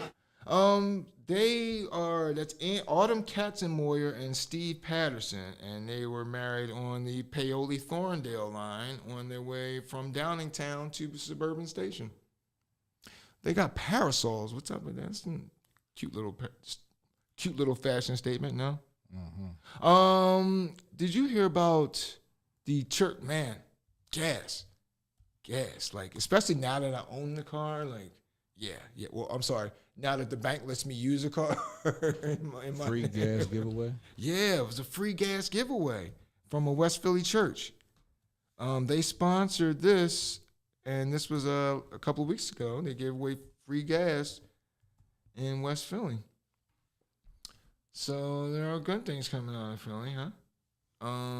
Then you got, this West Philly bike shop.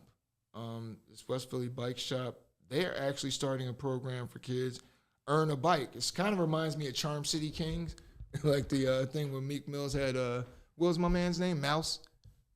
He was doing work around the shop to get his gun. Get his guns. Oh shit, these damn things are stuck in my head now. But yeah, they do work on bikes and whatnot, and you eventually earn yourself a bike. And this is especially great for kids who might not be able to afford a new bike. So you get it, maintenance it, and whatnot. Plus, you get the skills of learning how to be able to take care of and maintain the bike. Plus the skill of one day you got a job at a bike shop, little part-time thing after school. Did you hear about the ban on the FDA is going to ban menthol cigarettes? Well, they're looking at doing this ban. I don't know about you, but the first thing I heard when I heard that was, we don't want you black folks smoking no more. Because, there is a great amount of white folks that smoke menthol cigarettes. Because I know, because of the white folks that come up to me to bum a cigarette sometimes, and I'll pull out mine. What the hell is that? You ain't got a Newport or something on you? I know. I'm a terrible black person. What can I say? I just smoke American spirits. But yeah, man. They're talking about banning menthol cigarettes, and they're saying that it's not steered to, they want to ban menthol and other flavors in tobacco products. About 1/3 of the cigarettes sold in the U.S. are menthols, and they're estimating that the FDA estimates that cutting off menthol and flavored tobacco products could save over 650,000. Now they trying to get us hooked on something else. Right. Like, literally. Here's some gum to quit the menthol cigarette. Literally, they trying to get us hooked on something else. Man. Oh, you say something else is coming down the pipe. Hell we just don't know else is coming down the pipe. They're improving marijuana. They making that legalized. How about it? Like, how can they make all this damn fentanyl? They got all these people, all these cigarettes. You feel me? Let's cancel cigarettes out. Let's give them marijuana cigarettes made by Philip Morris and R.J. Reynolds and every other cigarette manufacturer. Oh, yeah. How about stop that? the menthol cigarettes and let's just sell the weed. That's what they're going to start doing. There's no reason why they would cancel something. Right. You feel something me? that's been, it works for it's profitable. It's profitable. Right. You feel me? Like, nah, we gotta get them. We got something else for you. Yeah, we gotta get them out of this. You like those menthol cigarettes, though? Then you're gonna love our next thing. Yeah, oh yeah. Our fruit infused pineapple mango tango. You feel me? Like, what is that? Yeah, smoke this. Oh, Pete, where'd you ever drop your phone anywhere? What do you mean? Like, I mean, like the first cell phone I ever had, I dropped it in the urinal. Like, it was fun because I had it in my pocket like this.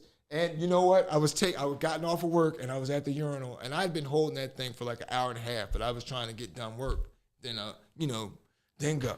And so I'm standing there at the urinal, and it was such a relief. Like, it was one of those pleasure ones. Don't stand up and I was sitting there like, and I kept pulling. The more I kept pulling, like relaxing into pulling the shirt up more and more, which changed the angle. Out comes the cell phone, right? And it was so. As soon as it hit the water, I saw the screen go, and then I was like, okay, fuck. Grabbed it. I would have left it. I'm not touching that urinal because it's not just your pee in there. Right. I'm not touching Community what pee. You gotta clean it off. Nah, it's done. It was done anyway. It's a wrap. Should have left that thing. Now you're walking around with other peas Right. on your phone, all other people's peas on your phone. Well, at least I didn't drop it in a porta potty, which is what a woman in Washington did. She was on Mount Walker taking a walk Tuesday before last. Dropped her cell phone into the underground. That was called a vault toilet. So it's not a porta potty per se. It's a vault. So because the stuff is stored underneath the potty in a vault.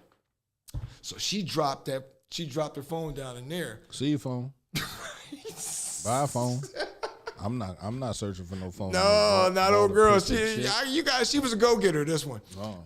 So she went down in that thing head first, and she was leaning there trying to lost it and went down into the vault of the porta potty. She fell in that joint? She fell in that joint. Oh my was God. Stuck down there for 20 minutes or so. Oh my God. No. She was able to. All right, let's change the subject. Hold on. This is the best part. Because firemen showed up. They were able to come get her. Why? Because she found her phone and used it to call 911.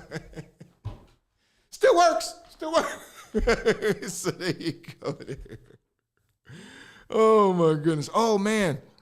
Speaking of disaster. I had to cut my mic off, man. That is nasty, bro. She was not. Hey. Some people, we've talked about it before. Some people have gotten run over by trains trying to retrieve their phone. I let things go. Yeah, right. I'll buy another one. I'll buy another one. So I don't know if you know about.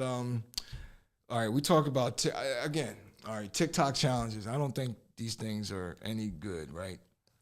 A couple from Wisconsin. They set their house on fire? Well, they electrocuted themselves, and that's probably where the fire started. But 44-year-old Tanya Rodriguez and 52-year-old James Carroll Foley, they were trying to do what's called this. What's the name of it? There's this process. Oh, fractal burning. And so it looks cool when you do it, but you set up some, car batteries. They use all kinds of things to power this. And what you do, you leave a solution along with a piece of wood. Then you start a burning, and it makes a nice little design. You can make this nice little design. It looks pretty cool when you see it. And they were trying to create this design in wood, and it's because it's a popular thing now on, of course, TikTok. So they used a microwave oven for their charge, and that's when they electrocuted themselves. Big dummies. Leave it to the professionals, man. But yeah, again, I say this time and time and time again, people, and I'm going to keep saying it. Unless it ends with you doing like something like that, no TikTok challenges, please, okay? None.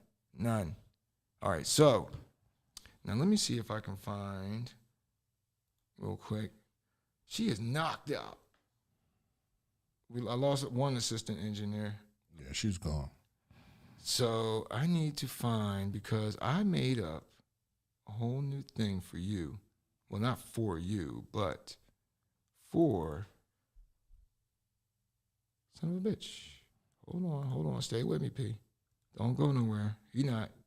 Oh, what's coming up next? We got Week Strong with Born Leader? No show next. No show next? It's Mother's Day. Oh, you the only idiot that want to work on Mother's Day bringing people out to do your show? Damn, man. You know what? So and you got baby mamas to think about, too. Right? Baby mamas? I mean, what the hell's wrong with you? Trying to be hip. Don't be hip.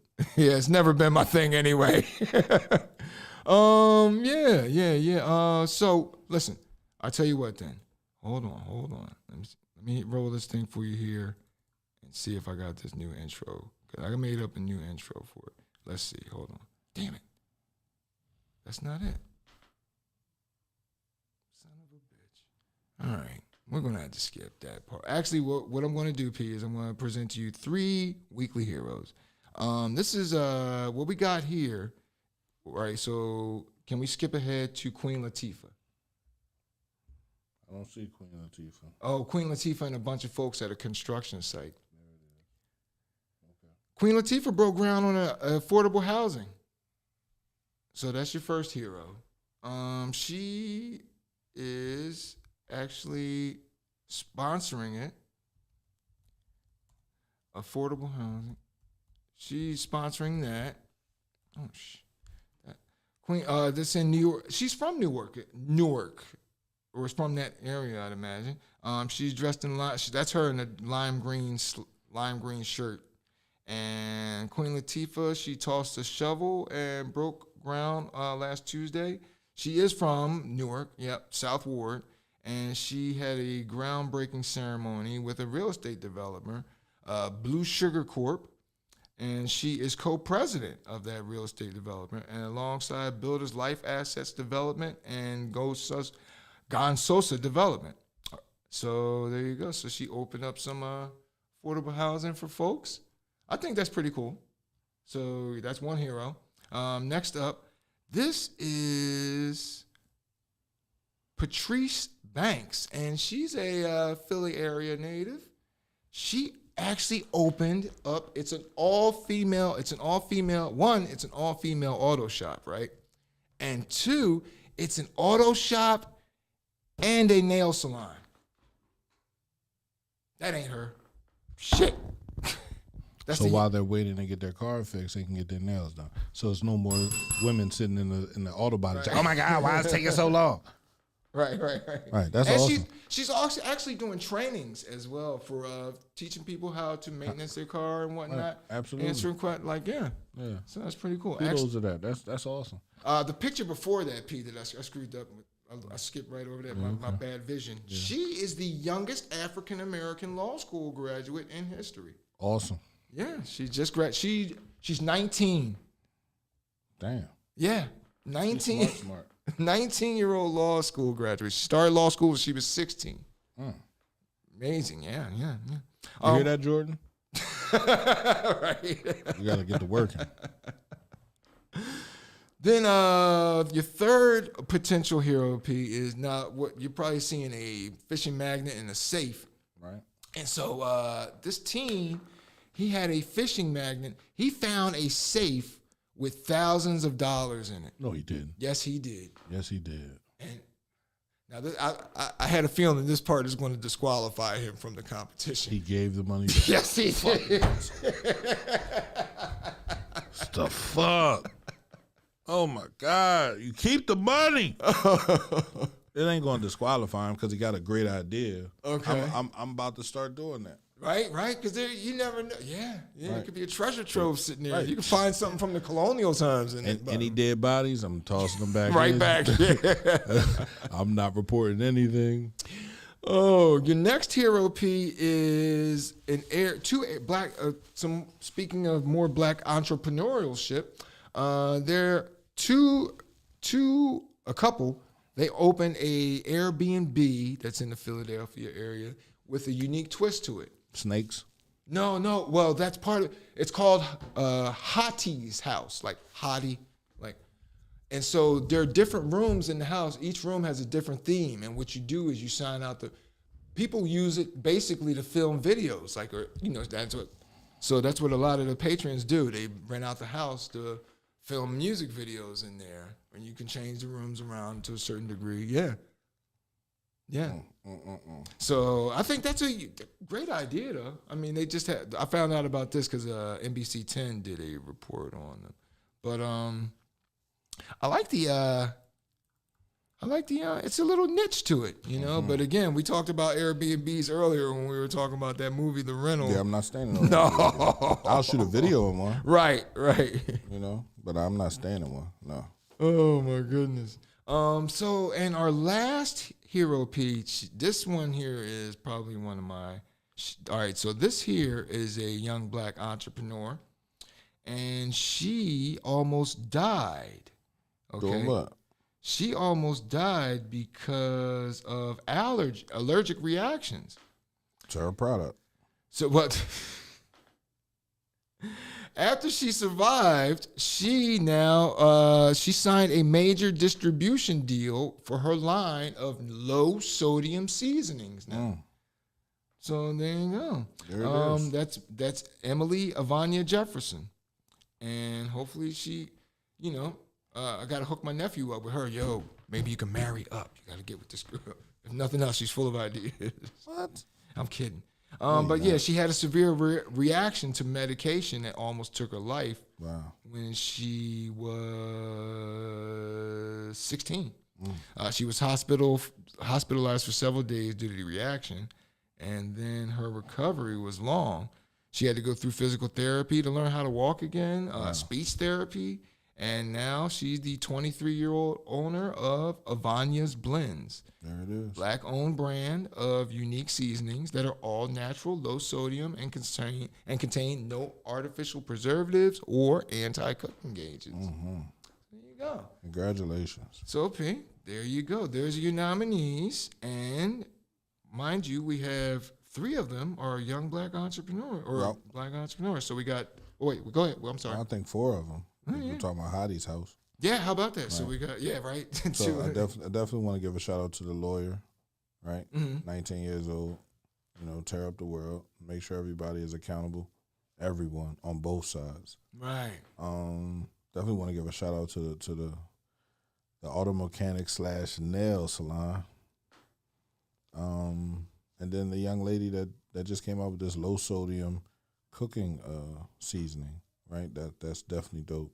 But I think P's Weekly Heroes is gonna go to. I get no drum roll. Oh, You the worst. Nobody. Nah, I'm joking. I'm joking. I want to talk about this brother that found this money, man. Because I need to know details. Like, is this what this family does? They just, you know, scour the river with a magnet, just magnet fishing. Right, are they some hillbillies? Right, no. Where did this happen at? Kid fish is safe from river. All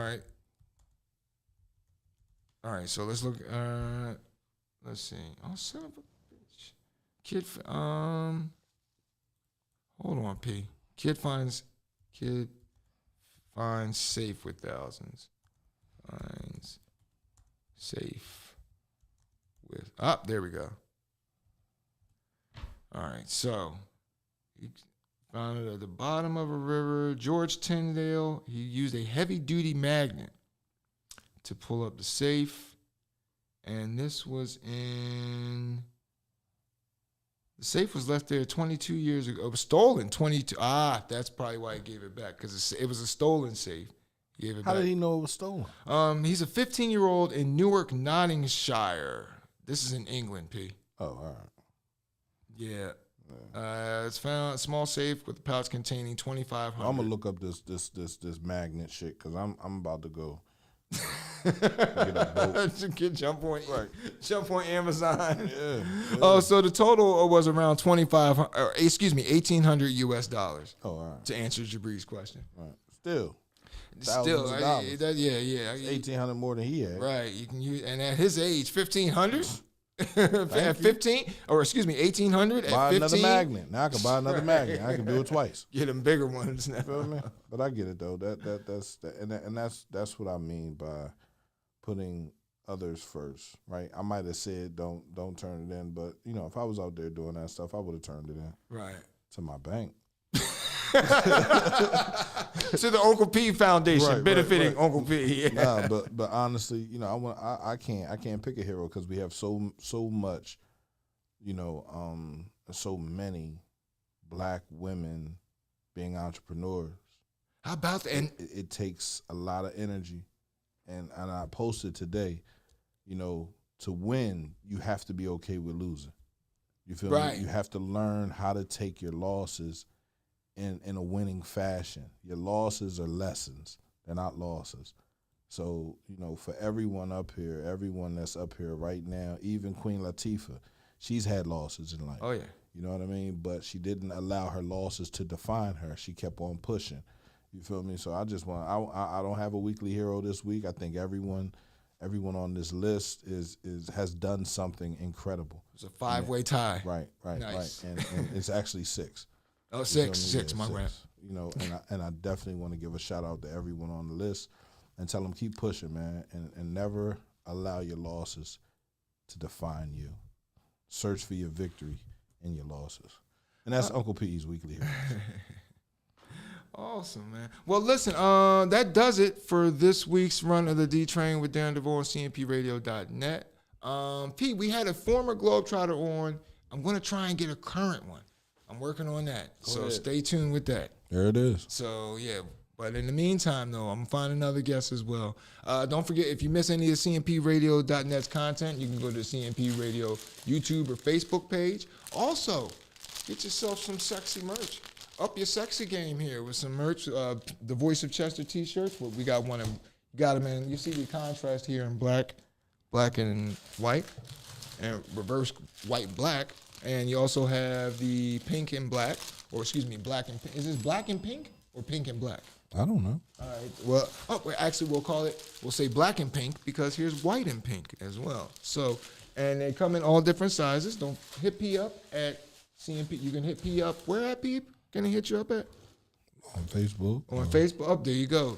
Hit up. Yeah, duh. Hit the CMP Radio Facebook page, and there you go. Mom, happy Mama's Day. Happy Mother's Day, Mom. Talk to you in a minute. All right. Well, thanks, folks, for joining us, and we look forward to you joining us next week. Please have a peaceful, productive, and positive week. And until then, be safe. Oh, and slow down. Oh, man, I got a picture from on 95. This car overturned right before. Anyway, have a great week, folks. Slow down. Be safe. We're talking about the heroic work of 2 men. We're going after your train. The train keeps going all night long.